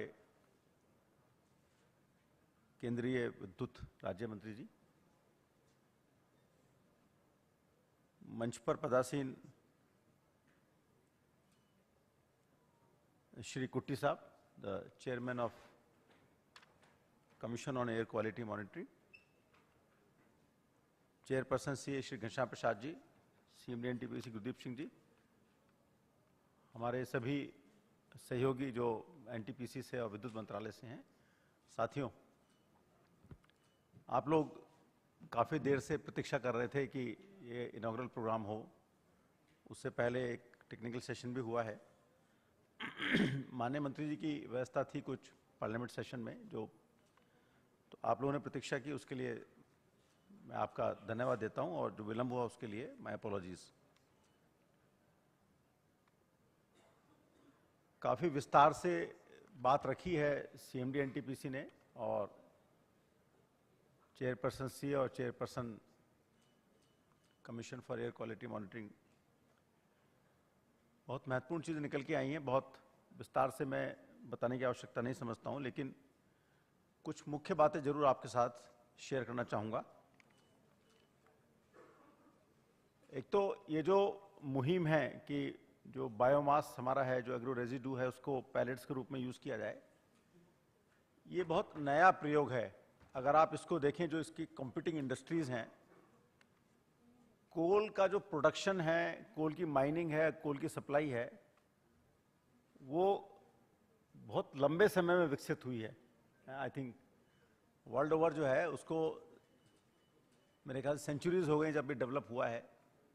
तो बहुत तगड़ी सप्लाई चेन बनी है, जिसमें बड़ी कंपनियां हैं, चाहे रेलवेज है, कोल इंडिया है, बड़ी टेक्नोलॉजी डेवलप हुआ है, मैन्युफैक्चरर्स हैं, तो वो आप उसका मुकाबला कर रहे हैं। तो ये कोई भी नई चीज़ जब शुरू करते हैं तो आपको जो पहले से इनकम्बेंट टेक्नोलॉजी है, इनकम्बेंट सप्लाई चेन्स हैं, उसके साथ आपको कंटेस्ट करना पड़ेगा। तो एक बड़ी बात लेके चलते हैं कि ये जो नया मुहिम शुरू हुआ है, इसका बहुत ही उज्जवल भविष्य है, लेकिन लड़ाई लंबी होगी, क्योंकि आप एक चेंज कर रहे हैं। इसमें विद्युत मंत्रालय ने पहल की, एक नीति जारी की थी 2018 में, घनश्याम प्रसाद जी से बात हो रही थी। फिर जब मैंने ज्वाइन किया विद्युत मंत्रालय में तो हमने रिव्यू किया, तो मंत्री जी से बात हुई कि इसमें कुछ खास आगे गाड़ी नहीं बढ़ रही, तो उस पॉलिसी को चेंज किया गया, और हम लोगों ने अपने ही रिसोर्सेज को पूल करके एक मिशन स्थापित किया। बाकी मिशन जो स्थापित करते हैं उसमें कई सौ करोड़ रुपए लगते हैं, अप्रूवल होता है कैबिनेट तक का। हम लोगों ने कहा कि जल्दी से करना है, तो एक मिशन स्थापित किया, और उसमें एनटीपीसी ने काफ़ी सहयोग किया है। और मैं इस मिशन में जो कुछ काम हुआ है उसके लिए इस मंच पे एनटीपीसी की सराहना करना चाहता हूं, और जो मिशन के हमारे एग्जीक्यूटिव डायरेक्टर हैं मिस्टर सुदीप नाग, उनकी और भी अधिक सराहना करना चाहता हूं, क्योंकि ये काम अगर सिंपल भाषा में अगर बड़ा झंझट और झमेले वाला है, क्योंकि आप शुरू में घुस रहे हैं, इतने सारे स्टेक होल्डर्स हैं, पावर प्लांट वाले हैं, बीएचएल वाले हैं, पैलेट बनाने वाले हैं, स्टेट गवर्नमेंट्स हैं, जेनकोज हैं, रेगुलेटरी कमीशंस हैं, मिनिस्ट्री है, उन सब के बीच में ये काम करना, और जो काम हुआ है वो बहुत संतोष का विषय है। इसमें चुनौतियां हैं, अभी कुट्टी साहब से बात हो रही थी कार्यक्रम से पहले, उनका मानना है कि इसमें प्रगति अभी उतनी अच्छी नहीं जितनी ये आशा थी। बात सही है, कोई हिम्मत हारने की बात नहीं है कि शुरू में जब गाड़ी चलती है तो धीरे धीरे चलती है, उसके बाद रफ्तार पकड़ेगी तो आगे निकल जाएगी। बट काम जो हुआ है, जो एनटीपीसी ने किया है, because they are the only company जिन्होंने भारतवर्ष में कोई बताने लायक 1 लाख टन का काम किया। बाकी लोगों ने थोड़ा बहुत टेस्टिंग किया और वो अभी भी नानुकुर कर रहे हैं। सीधी बात है, बहुत सिंपल बात है। तो उनको उनके लिए क्या करना चाहिए उसमें मंत्रालय विचार कर रहा है। एनटीपीसी ने बहुत काम किया है, मिशन ने काम किया है। हम लोगों ने मिशन की जो ये मिशन भले ही एनटीपीसी में फिजिकली हाउस है, लेकिन मिशन जो है वो इंटर मिनिस्टीरियल है और इसमें बहुत मल्टीपल स्टेक होल्डर्स हैं। इसके 5 वर्किंग ग्रुप हैं, सब ग्रुप, जिसमें रेगुलेटरी इश्यूज डील किए जाते हैं, टेक्निकल इशू डील किए जाते हैं, सप्लाई चेन के इशू डील किए जाते हैं। तो ऐसा नहीं है कि ये केवल एनटीपीसी का है, ये मिशन नेशनल मिशन है और इसमें एक्सपर्ट्स जो हैं वो डिफरेंट मिनिस्ट्रीज के हैं और डिफरेंट स्टेक होल्डर्स के, इंडस्ट्रीज के हैं। अभी तक काफी काम किया। हम लोगों ने एक स्टैंडर्ड बिडिंग डॉक्यूमेंट बनाया ताकि कॉन्ट्रैक्टिंग को स्टैंडर्डाइज किया। पहले आप जो खरीदते थे 6 महीने के लिए पैलेट खरीदेंगे, तो कौन आदमी फैक्ट्री लगाएगा 6 महीने के लिए? तो हमने कहा नहीं, 7 साल का कॉन्ट्रैक्ट कीजिए, तब तो कोई आदमी कॉन्ट्रैक्ट करके नई फैक्ट्री लगाएगा। कुछ बड़ी शुरुआत की गई, बैंक से बात किया गया, तो फैक्ट्री लगाने के लिए बैंक का लोन के लिए एक स्टैंडर्ड एक वर्किंग मॉडल बनाया गया, बिजनेस मॉडल बनाया गया।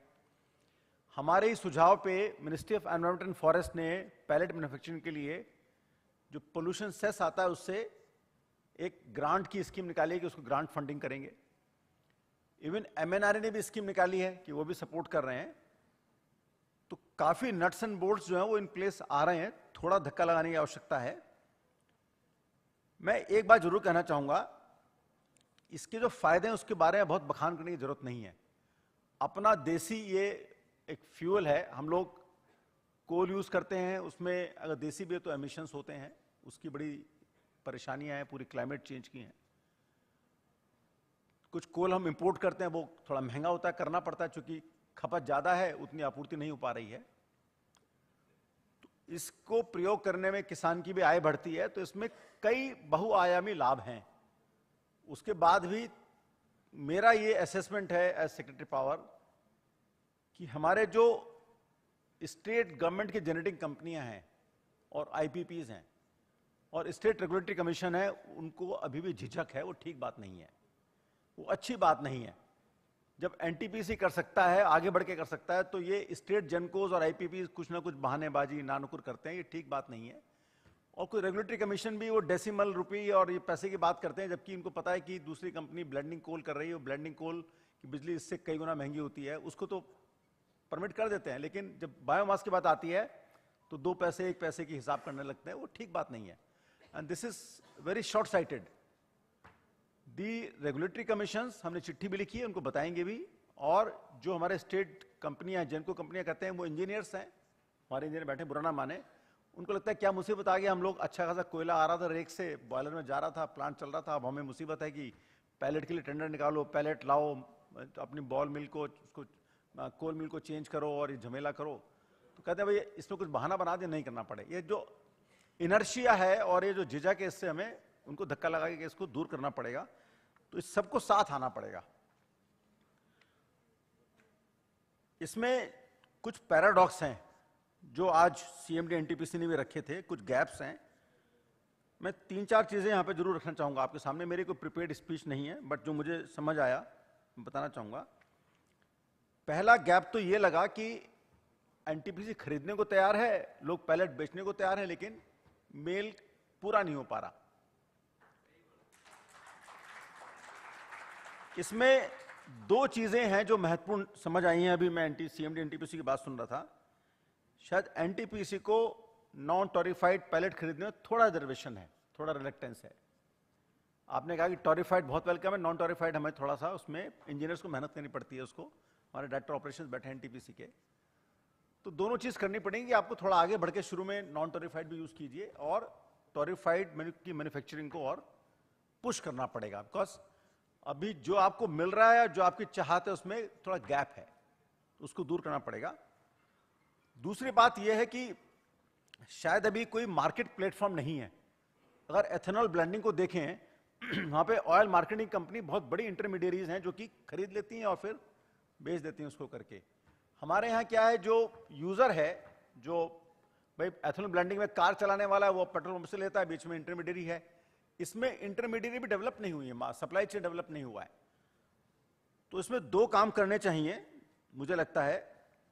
एक तो मैं सुदीप नाग से कहूंगा कि आप अपने पोर्टल पे एक फैसिलिटी बनाइए जिसमें जो भी पैलेट मैन्युफैक्चरर है वो अपना ऑफर कर सकता है कि मेरे पास इतने हजार टन का इंतजाम है, मैं पर मंथ कर सकता हूं, ये मेरी क्वालिटी है, नॉन टैरिफाइड, टैरिफाइड, और ये मैं लेना चाहता हूं।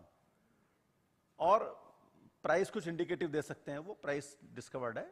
और सिमिलरली पावर प्लांट को भी फिर हम कहेंगे कि अगर इतना मिल रहा था आप क्यों नहीं खरीदते हो। तो शुरुआत ये करें कि एक आप मार्केट प्लेटफॉर्म इस मिशन के द्वारा डेवलप कीजिए। दूसरा का हम लोग कोशिश करेंगे सरकार में बात करके क्या कोई हम लोग इंटरमीडिएट एजेंसी गवर्नमेंट कंपनी को ला सकते हैं, बिकॉज ये कई सुझाव आया, जैसे बहुत सी जगह पर एपिडा काम करता है, अमूल कंपनी काम कर रही है, इफको है, क्रिप्को कोऑपरेटिव्स हैं। तो I think we need to develop work for a intermediate company जो सप्लायर्स और जो कंज्यूमर्स के बीच में एक ब्रिज बना सके। तीसरी बात जो कही गई वो कहा गया कि जो प्राइस के बारे में सीएमडी एनटीपीसी ने कुछ इशू उठाए कॉस्ट शेयरिंग के और वीजीएफ के, इसका एक सॉल्यूशन बहुत जल्दी आने वाला है, बाकी इसमें बहुत पढ़ने की जरूरत नहीं है। तो फिर हम लोग इसको 4-5 साल इसमें अगर गवर्नमेंट सब्सिडी की बात करने लगेंगे तो ये प्रोग्राम खत्म हो जाएगा। मैं उसके पक्ष में बिल्कुल नहीं हूं। हम लोग बहुत जल्दी इसको एनर्जी कंजर्वेशन एक्ट का जो नया प्रावधान है उसमें इसको मैंडेट करने जा रहे हैं कि भारतवर्ष के सभी पावर प्लांट्स को जो भी मैंडेट है वो उतना यूज करना mandatory, otherwise they will be penalised. तो कॉस्ट शेयरिंग में सब जगह बराबर हो जाएगी, उसको सब जगह लगेगा। तो कोई ये नहीं कि मेरा महंगा हो गया उसका सस्ता हो गया, सबको करना पड़ेगा। और उसके बहुत सारे फायदे हैं। एमिशन रिडक्शन करना हमारे देश की प्राथमिकता है, क्लाइमेट चेंज प्राथमिकता है। हम लोग इंपोर्ट करते हैं, क्यों इंपोर्ट करें, हमारे घर का ये अपना देसी फ्यूल है, किसान की इससे इनकम बढ़ती है। तो वंस एक बार इसको मैंडेट कर देंगे तो ये कॉस्ट प्राइसिंग का फिर और डिबेट इसके बाद नहीं रहनी चाहिए, otherwise you will start a new debate which will I think slow down और किल दिस प्रोग्राम। इसको खत्म करना चाहिए। तो मुझे ये कुछ मोटी बात कहनी थी।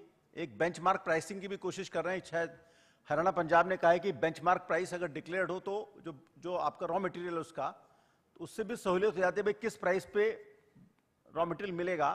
तो उससे जो पैलेट मैन्युफैक्चरर है उसको भी सर्टेनिटी रहती है और किसान को पता लगता है भाई इतना दाम मिलेगा। तो एक बेंचमार्क प्राइस का एक्सपेरिमेंट शायद किया गया हरियाणा में, पंजाब में। हमारा मिशन पे काम कर रहा है, उसमें जल्दी आएंगे हम लोग। I think let us do it quickly so that there is more clarity. तो इस प्रोग्राम में थोड़े संवाद की, थोड़े सहयोग की और इसमें और धक्का लगाने की आवश्यकता है। हम लोग कमिटेड हैं इसके लिए। और मेरा यह मानना है कि अगर बड़ी बड़ी कंपनियां, हमारी जेनेटिक कंपनियां अगर किसी वजह से कोयले को ब्लेंडिंग के लिए इंपोर्ट करती हैं, उसकी तुलना में काफी सस्ता सामान है हमारे देश का अपना। तो हमारी जो कंपनियां हैं, एनटीपीसी कर ही रही है, उनको भी कहेंगे और आगे बढ़े। लेकिन जो हमारी स्टेट जेनेटिक कंपनीज हैं उनके सोचना चाहिए कि आप ब्लेंडिंग ऑफ कोल तो कर लेते हैं बिना इतना ज्यादा बहाना बनाए, लेकिन जब किसान अपने बायोमास का पैलेट लेके आता है उसके लिए बहाना बनाते, गलत बात है, ये नहीं चलना चाहिए भारत में। तो यही कुछ बातें रखनी थी। एंड मुझे पूरा विश्वास है कि जो इसमें अभी तक पहल की गई है और जो हम लोग इसको ऑब्लिगेशंस नोटिफाई करने जा रहे हैं, उसके बाद जो कुट्टी साहब कह रहे थे कि उनकी जो अपेक्षाएं हैं उसमें और तेजी से बढ़े, उसमें बहुत जल्दी सफलता मिलेगी। और बहुत अच्छा काम हुआ, जैसे मैंने शुरुआत की थी उसी में मैं अंत करूंगा कि आप लोग एक बहुत जो कई दशकों में जो सप्लाई चेन बनी उससे आप मुकाबला करने जा रहे हैं। मुकाबला आसान नहीं होगा, थोड़ा इसमें स्ट्रगल है, स्ट्रगल करते रहिए। इसमें देश का फायदा है, किसान का फायदा है और हमारे जो पृथ्वी है, हमारा प्लेनेट, उसका फायदा है। धन्यवाद। Thank you very much.